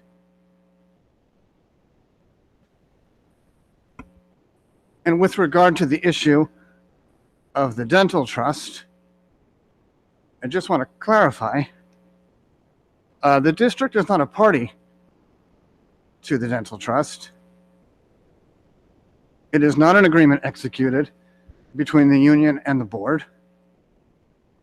It's a declaration of trust executed between the federation, the union, and the trust. The monies that are contributed to it partly come from us and partly come from you via the CBA, the contract. But the characterization, again, mischaracterization, whether it's deliberate or otherwise, is either misinformation or wrongful information. But again, I do want to clarify that the district is not a party to that agreement. If any member of the community would like to make an inquiry, they're welcome to direct it to me. I'll happily receive it on behalf of the union. I will take it up to with council, as any information request should be. I just want to close by thanking you for your stewardship in a rough year. It's been a hard year to be a teacher. We're working hard. I think you know that. I authentically think you know that. I don't confuse anecdote with data, but the anecdote of what happened in Seacliff yesterday is pretty good data. And so we will continue to be what we've always been, which is colleague, co-collaborator, and partner to the board, and especially to the families and the kids in this district. Thank you. Greg, thank you. It is appreciated, and we really benefit from hearing your thoughts there. Thank you. Yes. Are you here for public comment?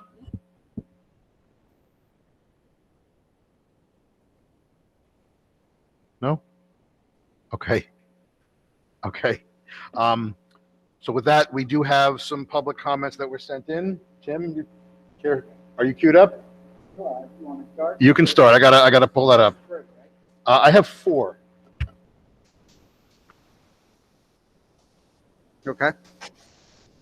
The first letter is from Christine Lau of Glen Head. She writes, I want to thank this district for providing families the choice to continue allowing our students to learn remotely. My daughter in 7th grade is thriving because of the program offered by the middle school. Unfortunately, my son, who is a 3rd grader, is not having an equally positive experience. The size of the classes are extremely large, especially compared to the typical classes in the district. With 27 8-year-olds, it is clear that much is lost in any classroom, but particularly when it's a virtual platform. I have overheard teachers telling the class that they can only see 12 faces at a time. Even if the technology was available, the size of each student's face would be too small that it would obviously be very difficult to see students' reactions or gauge their grasp of a topic. I appreciate that new teachers are being added to the remote program, but I'm asking that rather than breaking off into groups, please strongly consider splitting the grades into smaller classes. It would be more equitable to the class size in the buildings, and it would offer our students a better chance of success during these very difficult times. We hear from Natalie Zarisfi in Seacliff. While our 4th grade class is lucky enough to have a dedicated and seasoned teacher, there are still inequities in this learning option. Even with the 2nd teacher, who has participated minimally thus far, the ratio of students to teacher is still too high for online. Small groups meet once a week, not enough for learners to get time on task. The subjects outside of ELA math are poorly delivered, either a video or a book read aloud. This is a long day on a screen, and the content needs to be engaging and delivered in chunks so our kids can have cognitive breaks. I'm also concerned that this is not sustainable for either learners or teachers. What professional development is being offered? What support for those teachers who are teaching more than their fair load? This cannot be the extent of it. This is worse than any other district on Long Island. Grade C-. Rebecca Marcus of Glen Head writes, I'm writing to share my thoughts on remote learning days for our high schoolers. I have a highly motivated and focused freshman, but she is struggling with the amount of work and length of screen time on remote days. On asynchronous days, she is in front of her computer for extended periods. As one example, in a double period, she will have a recorded lesson that might be approximately an hour. However, a 60-minute lesson can take 1.5 times as long to view, since she must pause it often, for example, if the audio isn't clear. Repeat this over several class periods, and you're left with extended screen time. This time does not include homework assigned on these days. It isn't unusual for her to spend 10 to 12 hours working on her remote days. Isn't this a lot to ask of a 14-year-old? I cannot imagine what a struggle this must be for students who are not highly engaged or those who have underlying learning issues. Is it possible to eliminate homework on asynchronous days? That seems like a reasonable request and one that greatly improves student well-being. This is from Mrs. Hia Fellows from Glenwood Landing. Remote learning K through 12 is not as good as promised. Needs a more strong curriculum and a fair schedule for the remote students. Example, for the high school. Since the 2 classes have live classes at the same time, students can only attend half of both classes or have to abandon one of the classes. Remote students only have a few offers for live stream classes. This is not fair to them. Another example, students cannot log into the class, or even if the class is canceled, notifications are delayed. Those events are confusing, especially elementary students. Okay. At that point, you're good. So there's one more person out there who hasn't spoken, so we're going to close public comment, unless you want to rush to the podium and tell me you need to go. Okay, and we'll continue with the business portion of our meeting. And we do appreciate those who sent in these comments, and of course those who came to share their thoughts as well. Action item B is personnel. Do I have a motion? Motion. And a second? Any questions or comments or discussion? Trustee Russo? So on the extracurriculars, I know it's very difficult in this time for teachers to do these extracurriculars, and some of them are going to be virtual. Presently, how do we track the hours for the extracurriculars and the attendance? Is it a manual timesheet and a manual sign-in for the kids? That's right. Yes. Okay. So when we're doing it virtually, how are we going to monitor attendance? I'm just not clear how we're going to manage the extracurriculars, and what's the plan, I guess, is what I'm asking you. So now that the faculty are in person, even if the clubs are virtual, we can go back to paper. And so one thing that Sarah Lamar and I will work on is standardizing how that's going to work in terms of signatures and paper signatures for fully virtual clubs. That's the biggest obstacle. So I know Sarah and I are talking about that as we go into this next week when we're a full start with all the clubs. But it has to meet those auditing standards. All right. So is there a way that people are going to log in electronically? Like we do it with class, right? There's a way for kids when they come in, the teacher's Right. there, right? Because the teacher logs on, the kids are there because the kids log on. Do we have a similar plan for the extracurriculars going forward? So there are a couple of different ways we could do that. And if it was in a Google Meet, there's a new attendance tracker that Google actually just released this week. They could do it through Google Classroom on the stream. If they're using Zoom, they'd have to do it in another way. So it does depend on the format that they were using, but we can, provide options that, sustain that and provide that evidence that we need of attendance. For the drama, I see we're appointing all the same people like we were going to have a live production. But just from watching my son this summer do a virtual production, I know that's not really how it's done.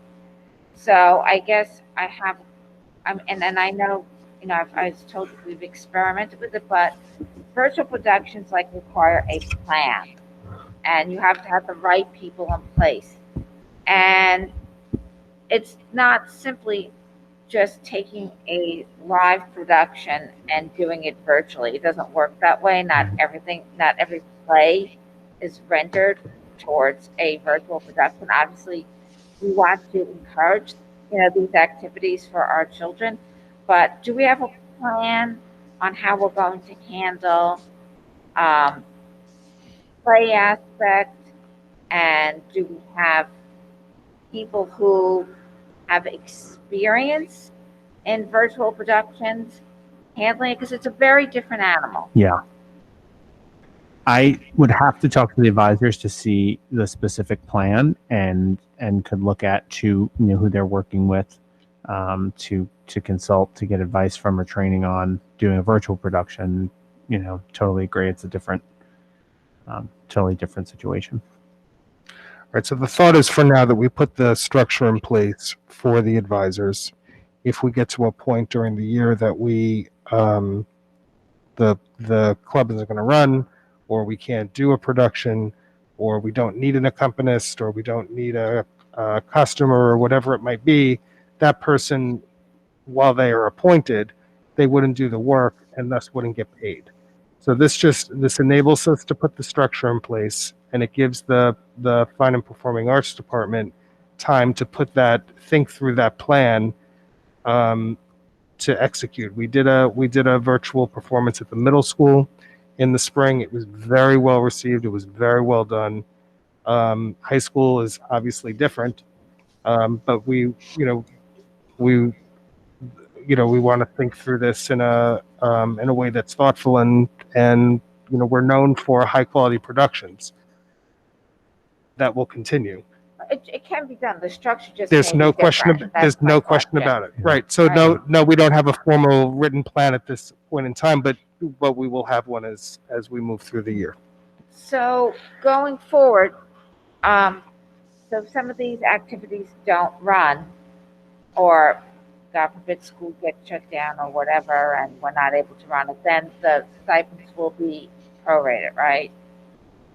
Correct. So in the spring, if we gave advisors, when we pivoted to full remote program on March 16, we gave teachers the option to either stop there, right, if their club wasn't conducive, and then we paid them the prorated rate.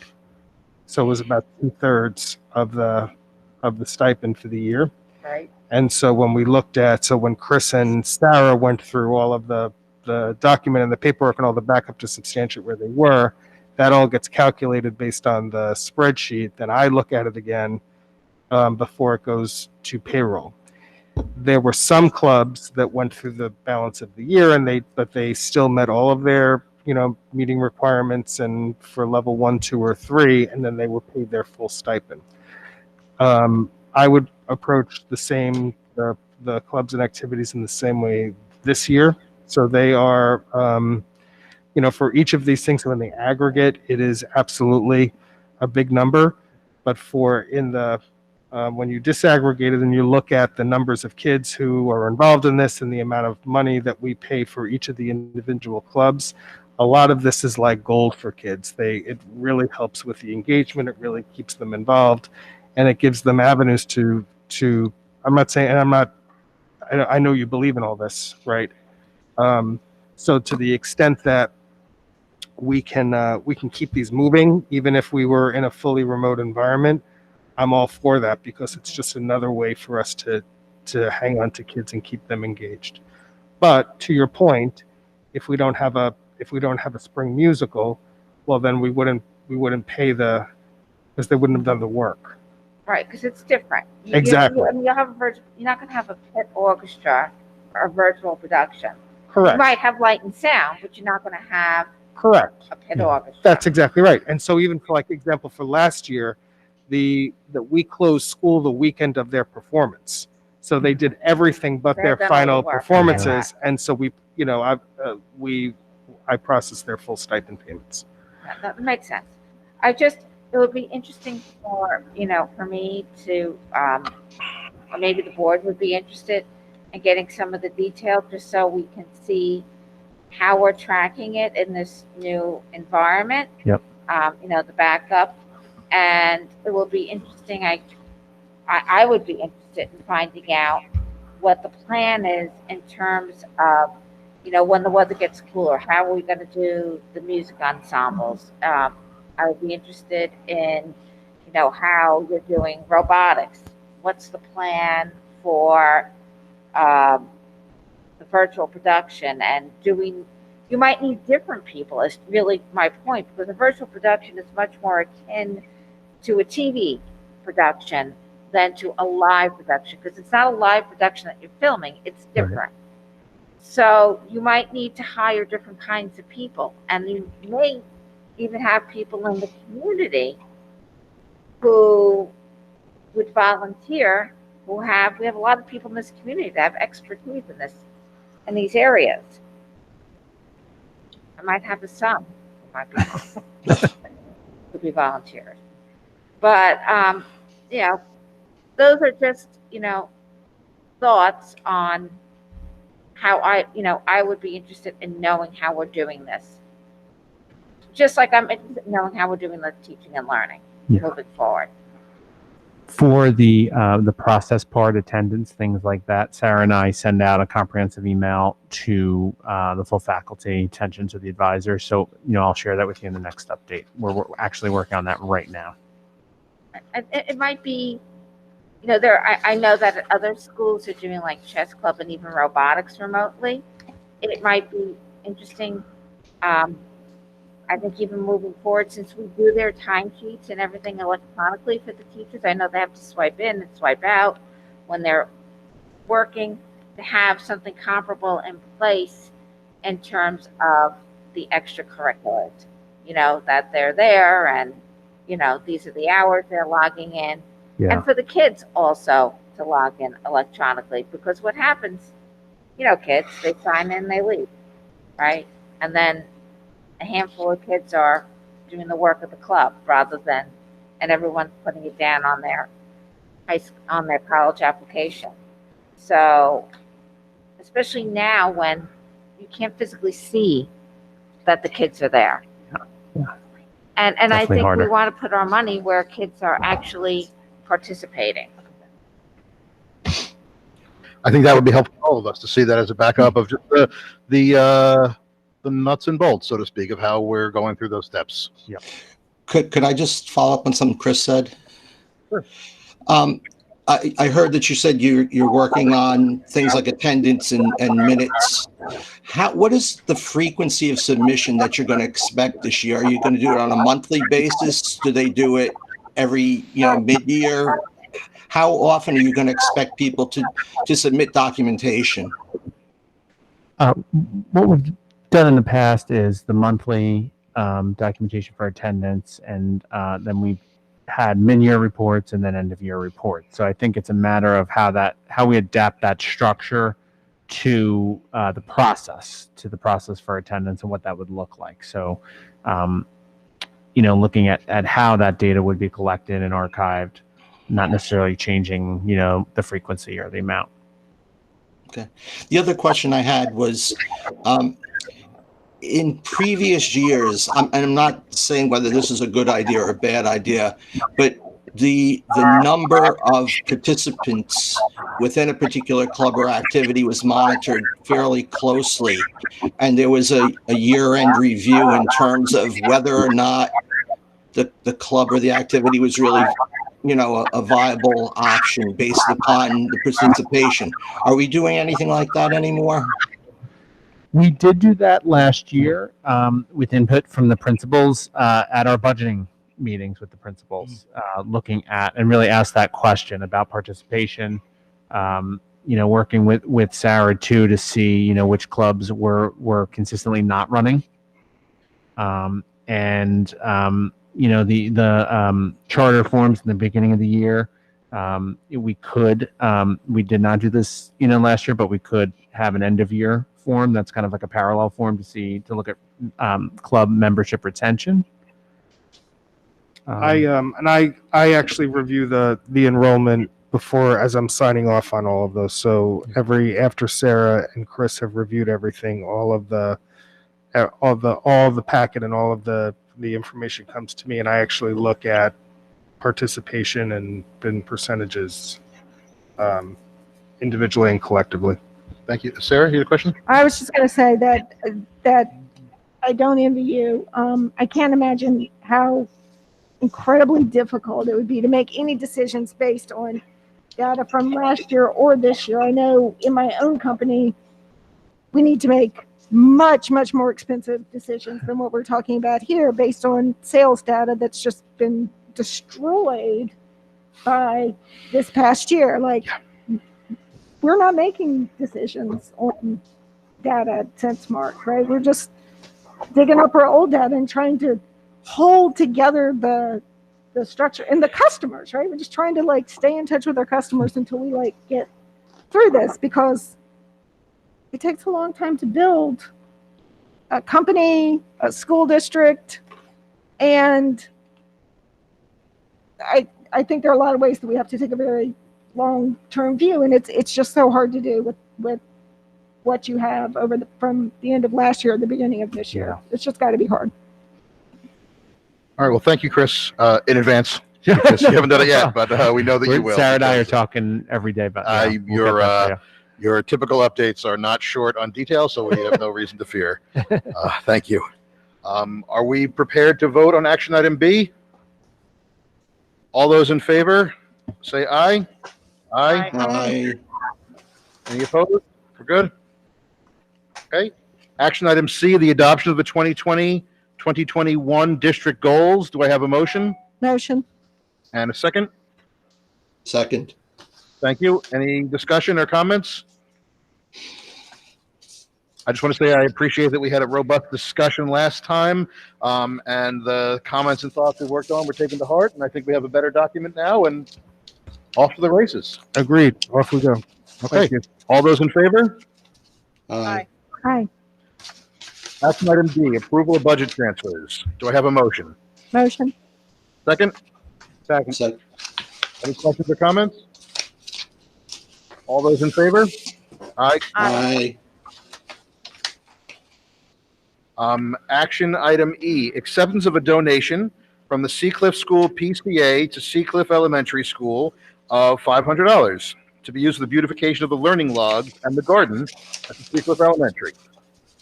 Is there a motion? Motion. Second? Beyond our gratefulness, is there another question or comment on this? No, good work by Seacliff. All those in favor? Aye. Aye. Thank you. Action item F, approval of an agreement between North Shore and the NYSTED Education and Learning Trust. Do I have a motion? Motion. Second? Second. Questions, comments? I did Please. point out a very minor point that the notices section was out of date and they updated it. Great. Thank you. If nothing else, I'll call the vote. All those in favor? Aye. Aye. Thank you. Action item G, approval of agreement between North Shore and Beyond Boundaries Therapeutic Services. Do I have a motion? Motion. Second I heard. Questions or comments on this one? I did have a number of questions. The format of the contract's very unusual. It's not what we usually see, so I don't have the ability to tell if something should be in there that's not in there, but it had some unusual clauses like a restrictive covenant saying that we could not reveal what their rates were publicly because it was a trade secret, and I didn't know if that was a potential problem. So I brought that up in my email earlier. Likewise, it's actually two whole agreements. There's a contract and then there's this whole separate business associates agreement that I really am unfamiliar with, and I don't know why we would agree to it. That seemed very strange. So I had put that out before and I wasn't sure where we were with that. Is there any backup available for that at this point? Olivia? So we had this, this went off to council for review, right? Are there any notes? And we know we had some follow-up to do on this. Yeah, it certainly is, as Trustee Jones pointed out, an unusual format without the typical information that we do receive. So It's not unusual when you have a third-party provider to have a business association agreement. I've seen it in other settings. I haven't seen it here, right? But I've seen it in my professional world. Likewise, yeah. I think it's often used when there's HIPAA issues as well. I've had to do it as well. Which we have had to use on every single every service single- provider Yeah, contract they we all- have, but this is a whole different level. yes, Are it's not attorneys using still a standard here? format. Yeah. So if we don't have answers to that, I guess I would ask if this were tabled until 2 weeks from now, would that interrupt our performance for students? That's a yes. Oh, I guess we should have looked at But it. did council look at it before it was on the agenda? I Yeah. assume they did, right? They did, but there were some follow-up questions we had that we hadn't, that I believe it's still out there.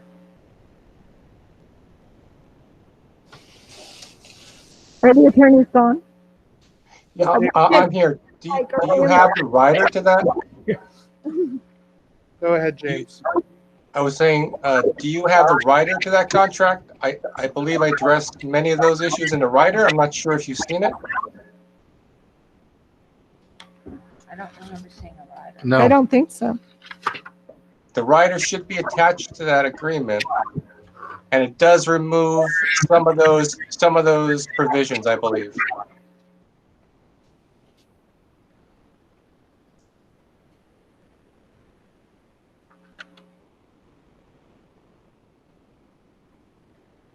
Does it say rider? How would we know if we have it? It should be. It's typically attached to the back of the agreement. I don't recall seeing any writer. So it's the document that has, is it the business associate agreement? No, that's from them. No, that's the sub-agreement within the No, it's not the business associate agreement. Yeah, it's a separate document that is entitled Rider to Service Agreement. We don't have that, James. All right, don't so have maybe what we could, That was sent to Beata Markosevic, whom I work with on many of these contracts. So I know she received it. So perhaps there was some kind of miscommunication, or wasn't attached for some reason. But I don't, I don't have your board packet, so I don't know what was included or not. But that certainly should have the rider attached to it that I believe addressed some of those issues. James, did Beyond Boundaries agree to your rider? Let me see if I got a response. Because if we can't approve the contract if we don't have the entire contract, and they would have had to approve the rider. They would have, yes. That was sent over 2 weeks ago to them, I believe. So maybe we need to table this, and I can follow up with Beata to see if that was ever signed.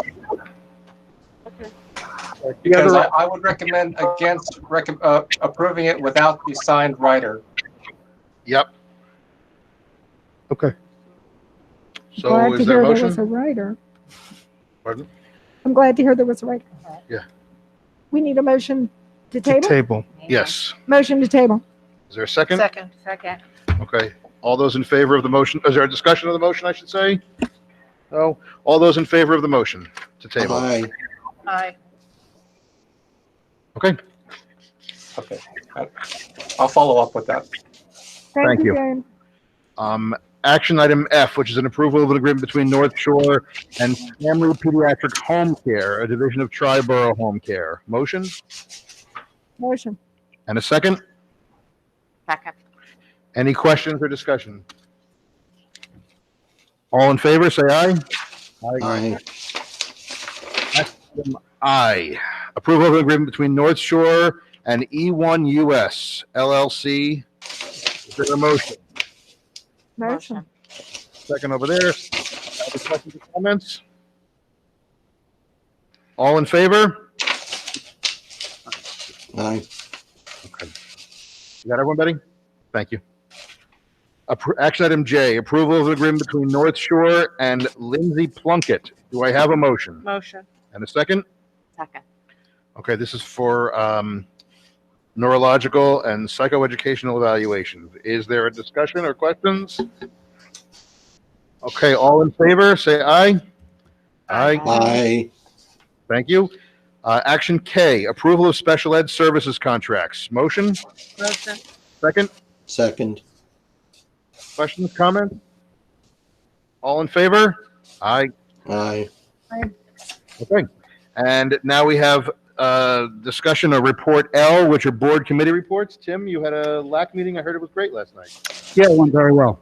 So we met last night for about an hour and a half.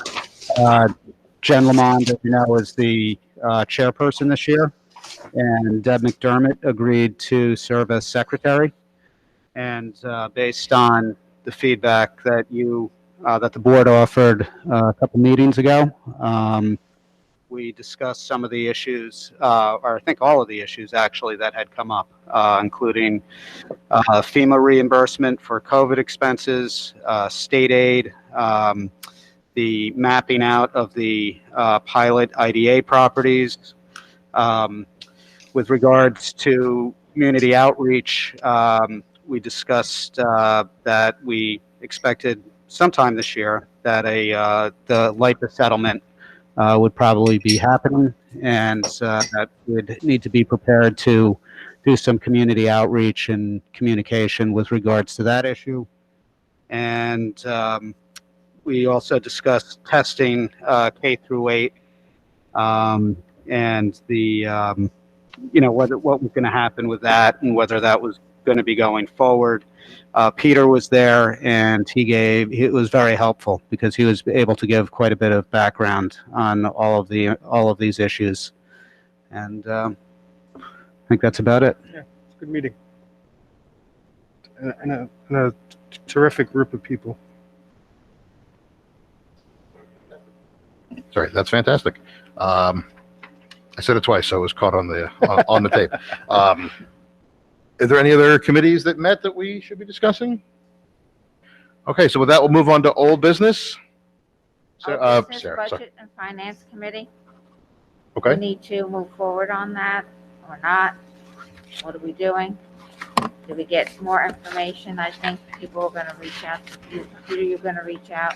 Yeah, so Olivia and I are reaching out and collecting the charters and the missions and how they're structured, and we're still working on that. Because we're getting to, we're gonna be, before you know it, in the budget and finance time. So, Mhm.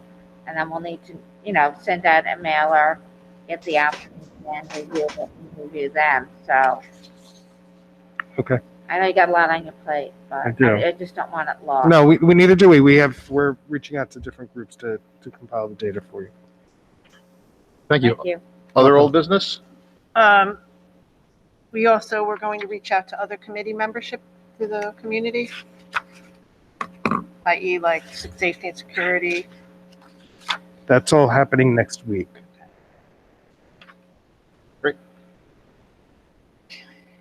Committees meet virtually or they're meeting? Most of them are virtual. We were virtual. Yeah. Other old business? I had a question about the status of the Chromebooks. I know we had ordered them. They were on a boat, and now where are they? They are being delivered. Oh, So great. they're here. They're being delivered to the elementary schools. There's just a little bit of a processing delay, but and Elliot also, we were talking before, he's gonna get the Chromebooks to the students at Seacliff who need to be home. He's on that. He actually just texted Peter and I earlier today about that. So, but then everybody else should have them, by early next week, processing them. So. Great. My thought was obviously at some point we may have to pivot, but I wrote these like 48 hours ago, and now here we are. So things develop. Other old business? Hey, we could segue into new business. I have a question. Please. How are our intramurals doing, the after-school activities? What are the participation numbers like? I see a lot of tweets out there, and they look like kids are having fun. And I don't. There's also middle school as well, middle school and high school. Yeah, I'll get you the exact numbers. They're high. Let me see if I have something from Don, because I know they run on the cohorts.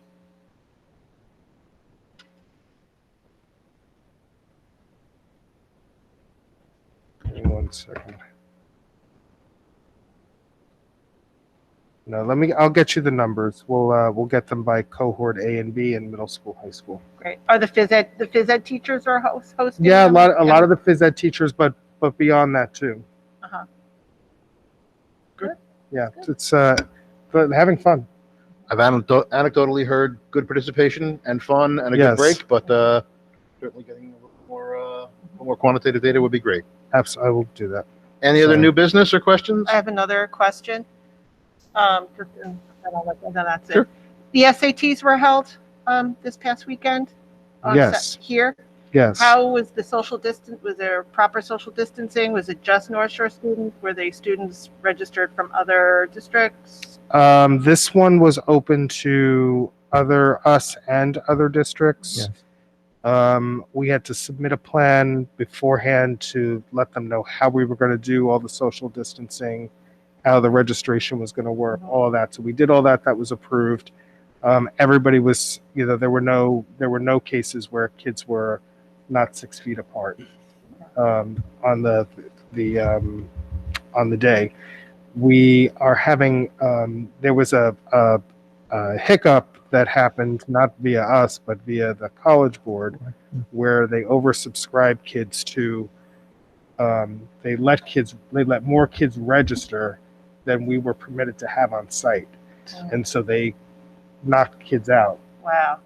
So when they went in to print their registration tickets, they were not there for them to print. So what Dan Doherty and Eric did was they scheduled a North Shore only date so I think it's like next week, The 14th, the yeah. 14th, right? Yeah. I know that some districts are doing that. Yeah, school day. Yep.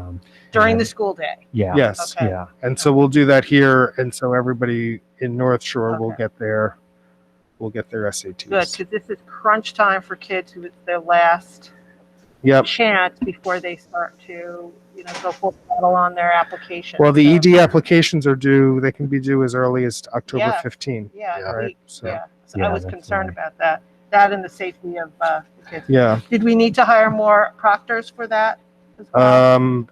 I don't For know for safety? sure, but I would say presumably yes. Okay, I'm concerned about safety.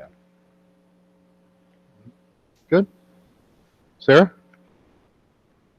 I just, it's kind of new business. I just think we should point out and say thank you to the families, the parents, and to our faculty too, who have apparently been incredibly conscientious about keeping our schools safe. You can look at the data on the state COVID report card for schools, and it's clear that over the past couple of weeks, like a couple hundred people in our schools, kids and faculty, et cetera, have gone and gotten COVID tests because they had any one of the dozen symptoms that are on the list. You have a runny nose, you go get a test. And they've done this conscientiously over and over and over again.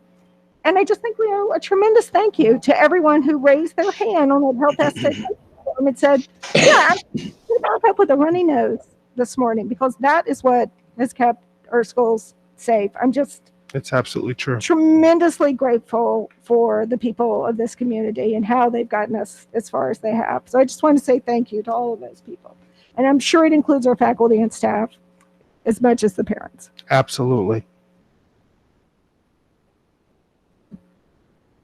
I have another. Sure, Lisa, please. I saw on Twitter, North Shore Twitter, I follow it all the time, we follow it. I saw that the district had flu shots for staff, and I want to commend the district for having that to keep our faculty and staff healthy during these crazy times. I think it's an amazing thing. A lot more companies and businesses are doing it. My own children at their colleges, they have flu shot clinics, and I think it's an important thing for public health, and thank you for caring about our faculty and staff. You're welcome. I think they were supposed to start tomorrow. I saw a thing today. I think the high school had, Sophia had us set up today, and then There's continuing tomorrow. Every Yeah. school is getting, middle school, high school is getting an AM and a PM, and then each of the elementaries will have a 2.5, 3 hour window. So no copay. That's the way it should be. How great is that? No copay. Other new business before we adjourn?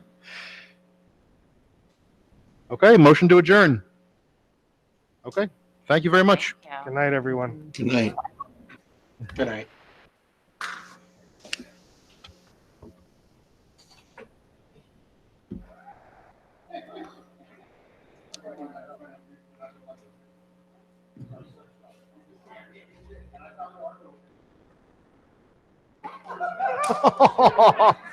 Oh boy.